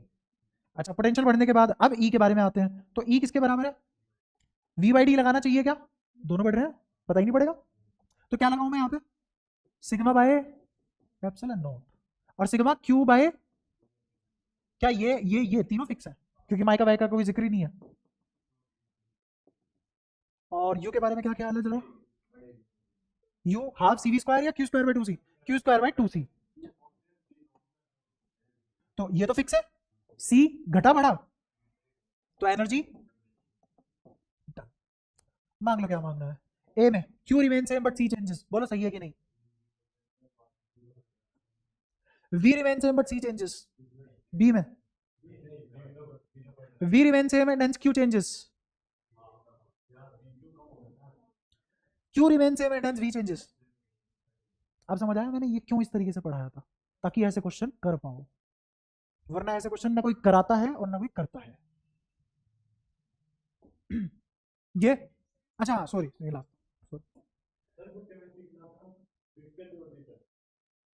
सही है, तो पता ही नहीं है, एक आधा डेमो और दिलवा दूंगा, फिर उसके बाद देख के बता देना मुझे कौन सबसे ज्यादा सही है। कल का टाइमिंग का बताते हैं तुम्हें।